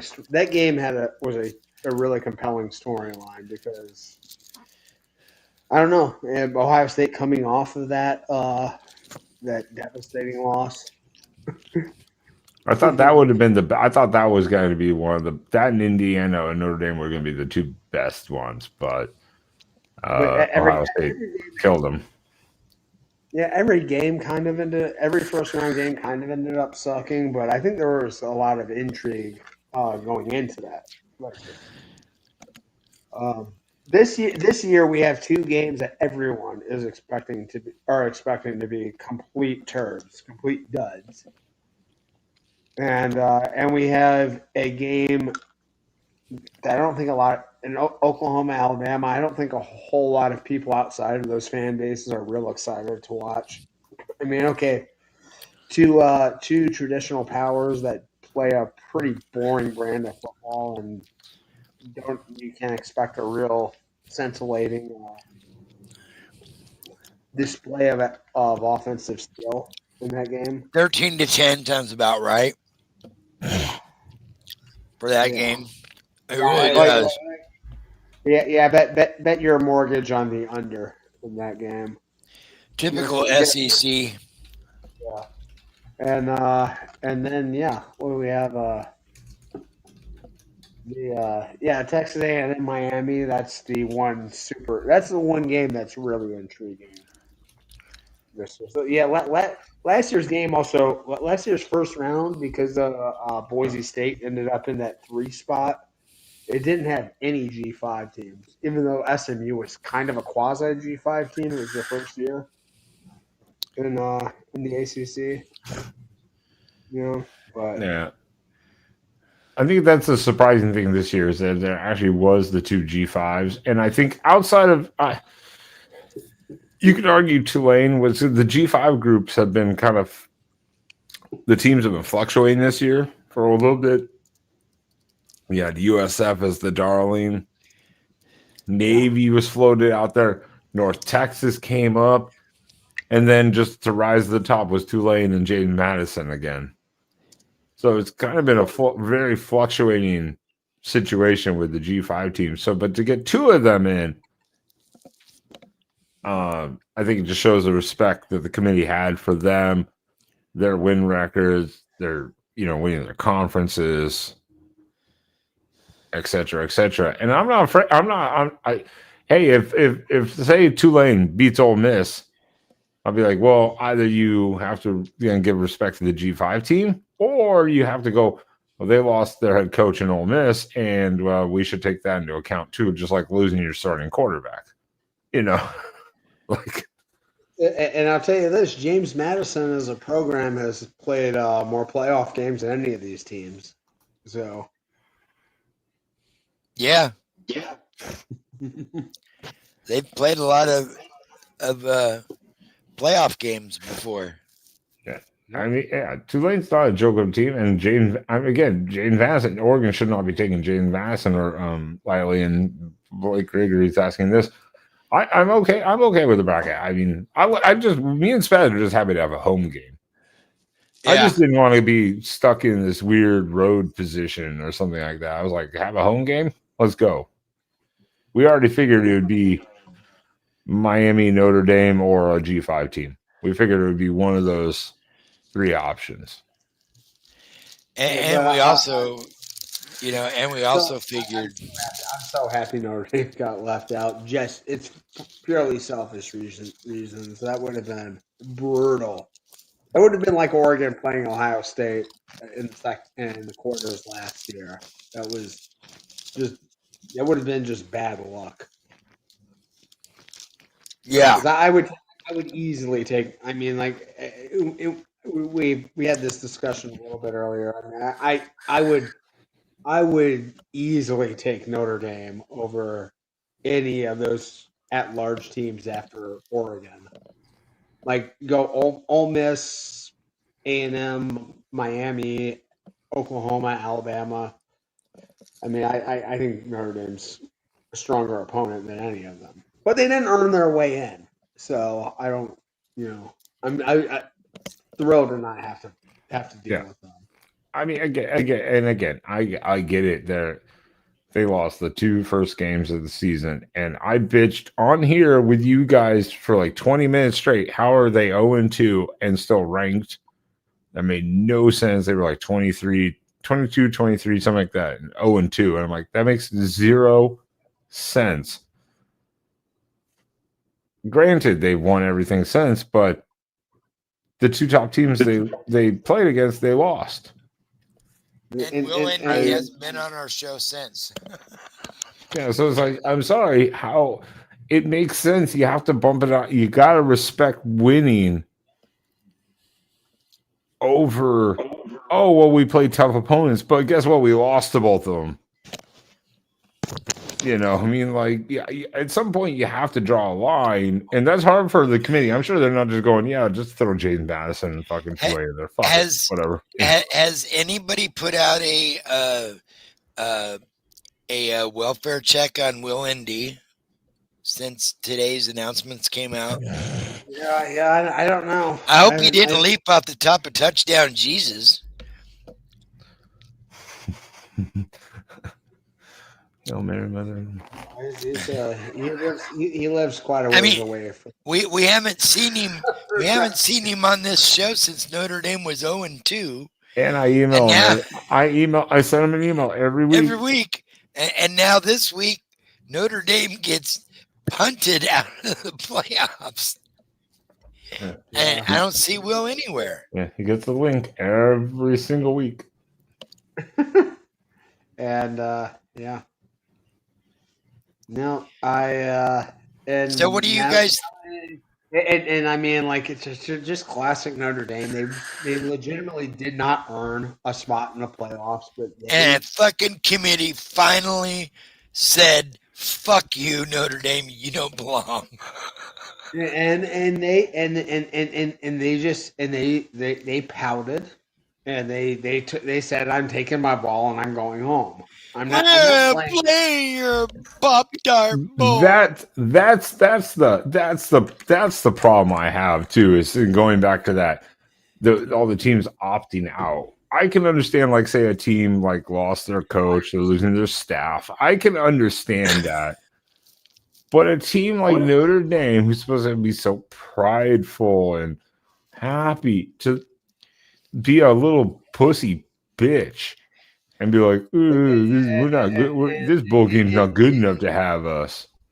In one of the most pretentious universities in the country that always sort of puts on airs of sort of ethical and moral superiority, to fold and act like little cowards, little bitches in a moment like this it's kind of delicious. Like, you kind of love to see this hypocrisy. I mean, because you can think the team, the coaching staff, the university were like, you know what, we'll just do this and this.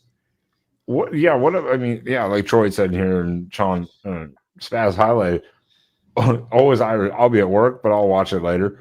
Always Irish will be losing their shit tomorrow because what does the fan base think to go?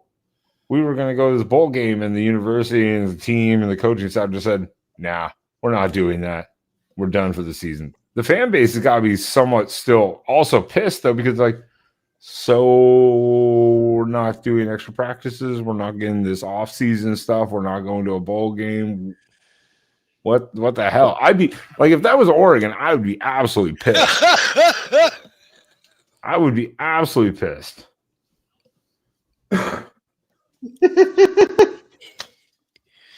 That's great, Blake.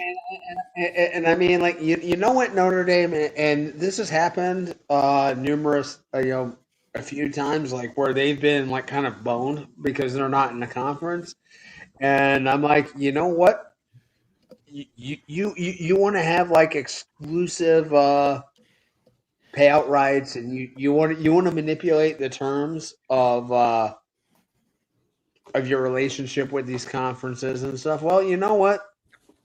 Sometimes that comes with a cost, and that comes with some risk. You know what? You join the ACC as a full-fledged member. This year, you probably jackhammer that entire league, and you go to the championship game, and you run it, you win it, and you're in the playoffs. Congratulations. You don't do that because you're greedy. Because you want everything all the time. I'm sorry. It is impossible for me to feel sorry for them in a moment like this. Just 100%. Like if you're. We've hit troll fandom here. Absolutely troll fandom. I love it. I love it. Yes. We have reached success. Have we been infiltrated here? I have no idea. That's the only message they sent. I was like, I gotta do it. I saw bedazzled dildos. I'm like, and it was misspelt too. But so I had to put it up. Oh, Tony's like, I'm out. Have a great night. Take care, Tony. Always good to see you. We lost Tony for that comment. No. Tony is going online to check out whoever this. He's dodo shopping. Jesus Christ. Oh, fuck. Yeah. Back to football. Yeah, I literally, and I said this. I think I have a higher opinion on Notre Dame as a football team than I think anybody that I've heard. This could easily be the best team in the country. Yeah. I'm sorry you played two tough games. Again, you played two good teams this year. You lost both the games.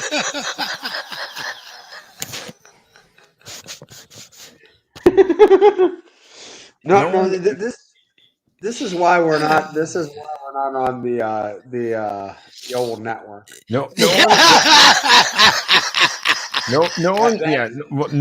This is not why, because the old one, we would not have said half the shit we did tonight easily. I'm the only one who got demonetized. That was on my other channel, and I know why. I know what the clip was, and I have to work it back. But this will not help by any means to get us monetized on this channel.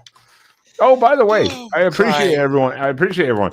We are almost at 100 subs already before the end of the season, going into the playoffs. So really appreciate all of you out Oh, there. shit.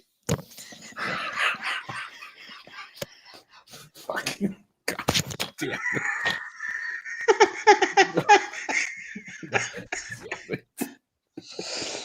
Oh, my God.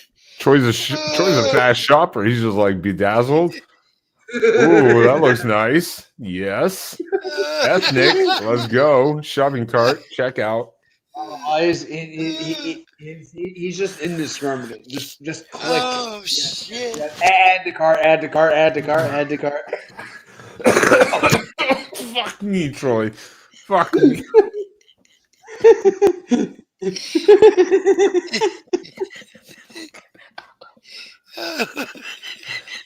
Okay. Yeah, this is why we'll never get monetized on this channel. This is exactly why. Fuck. Killing me over here. Fucking dying. Oh, shit. Oh, no. Thank you for the update. Oh my God, I'm dying. Right. Okay. All right. You know, fuck this. Fuck this. I can't anymore. I've lost all train of thought of football. It's all gone. Were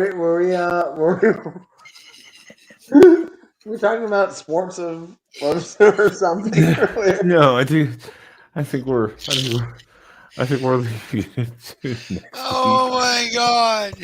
I think we're leaving it to Oh shit. next week. Fuck. God damn it. I can't even think right now. Next week we have bowl games to talk about. Yeah. We also have the Heisman Trophy ceremony, and we have America's game next week. Oh, that's true. Oh, that's right. That's true. Army Navy. That is true. Good reminder there. Oh, Yeah. fuck. Like I said, extremely sidetracked. Oh, God. Oh, killing me. Absolutely killing me. So we're looking. I just want to say that. Did you see RG3's tweet before the game talking about how BYU deserved to be in over Notre Dame? You didn't see it? I couldn't tell if he was being facetious or not. I'm pretty sure he was, but he said like something about like anti-Christian bias. The CFP is biased against Christians, and he's saying because they were going to put Notre Dame in over BYU. I'm like, I don't know how this proves your point here. Yeah. Yeah, we're kind of talking about two Christian or quasi-Christian schools, or I don't know. All right. Yeah, Well then, so next week we got the Army Navy game, America's game. We've got some award stuff to talk about. We've got other bowl games to talk about, and the upcoming bowl games for the next week before. We'll give our final predictions Ooh. for the first round next week. Yep. And they will not involve dildos. So let's Or bedazzled. Definitely not bedazzled dildos. Seems like a liability. Yeah, I mean, it doesn't seem much of a functional purpose, to be honest. Or very hygienic. Probably hygienic at all. Actually, I think the next bowl game should be the Trojan Condom Bowl, sponsored by USC. Yeah. Well, we just have it be USC versus Troy every year. In the Magnum, in the battle for the Magnum Bowl. Yeah, that should be like a week one tradition. So we have USC versus Troy, Yeah. and yeah, it's just That'd be fun. and set it on a neutral site, and they play there every year. Adam, get out of here. Go to sleep, old man. You got a plane to catch, remember? And you're 50. Now he's 50. It's official. He's 50. Yeah. Happy 50th birthday, O-Duck. Yep, he's in the Eastern time zone now, right? Yep. Yep. Mm-hmm. Should we All sing O-Duck happy birthday? No, fuck no. Tomorrow maybe, if they show up. I'll send them the link. Yeah, why not? I'm off Tuesday, so I can do Monday night. Emily, All right. So yeah, Emily, next week we got all the bowl story time. games. We got Army Navy game. Story time with Emily returns tomorrow night. Oh shit. Okay. Nice. Got that. It froze up on my end. I apologize for that. But nice. So yeah, next week we got here on the After Dark though on the Quack and Off channel. We got bowl games, Army Navy game, awards, and predictions for the first round coming up the following week. So Sean, where can people find you one more time if they want to stalk you before people start bringing out their sex toys one more time in the chat? Okay, you can find me on all the socials: Twitter, Instagram, Facebook, TikTok, Blue Sky. Just add my full name here, Sean Garner, and give me a follow if you care to. It would be appreciated. And yeah, got a few weeks of rest here. Break from football, or football that's emotionally investing. So yeah. That's where you can find me. Fantastic. Spaz, Mhm. tell people where they can find you too, if you want to.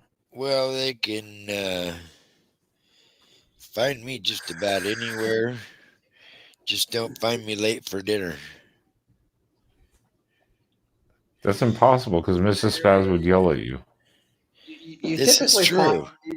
you typically tend to find spaz where you don't want to find them. As well. Constantly eating on live shows. Yeah. Hey. Yeah. I only had a couple of chips tonight. And in creating an immense amount of static at random moments on. It's like the fine tuning we gotta just fix. We gotta just fix that one. All right. Well then, everyone, appreciate you guys coming in tonight as we looked at the playoffs. We looked at some of the conference championship games. We had a bunch of fun. The chat is always is ridiculous, but we'll appreciate everyone that's been in the chat. If you haven't, hit that like, hit that subscribe real quick for us as we get to that 100 subscriber count for the first season of the Quacking Off channel. But we will see you guys next Sunday night. Spaz, you and I will figure out Tuesday night show right here on the channel as we look, I guess, deep dive into James Madison. And other than that, Sean Garner, that is, do you want to play us out? I'm not going to play us out. You know who is going to play us out? Shut up, bitch. Oh, sorry. Wrong clip. Apologize. It's going to be this guy. Pop-Tart. Play us out. Oh, yeah. This clip gets me off every time. Yeah, you're a weird one. Who did we say was playing in that? Hey, Who is playing? Wait. We can't end this until we have a Pop-Tart Bowl confirmation. oh, fuck me. Didn't we already get that earlier? Yeah, hold on. And we can just let this Pop-Tart keep getting filled with hot fudge. No, we could just let that keep going. Yes. Yeah. What? Keep it going. Volume There we go. till we find the Pop Tarts. I had it up earlier. I closed the fucking tab. So you did guys I, and gotta it's find it. frozen. You guys gotta find it. Okay. Sean, find it. Well, I'm on the prowl here. It's not BYU Georgia Tech. It is. It Oh. absolutely is. Troy, Oh, then it is. you win an award, and that is absolutely fuck nothing. But thank you, Troy. What? What are we doing here? But how about this? I don't know. Like, okay, that's fine. Pop This Tart. play us out. outro sucks. What are we doing? Why do we keep stopping the Pop Tart video? Who's the mayo bowl? We'll find out next week. Who's getting the jar of mayo on their head? Oh my god! All right, you guys. Pop Tart. Play us out. Let's go. Thank Pop-Tart. God. All right, let's go. Third time. Let's try this. Third time. Oh fuck yeah! Let's fucking go. Guy's got a nice ass. I'm telling you, and then he's got a nice ass. Well, it's We're still live, you pervert. He's got kind of like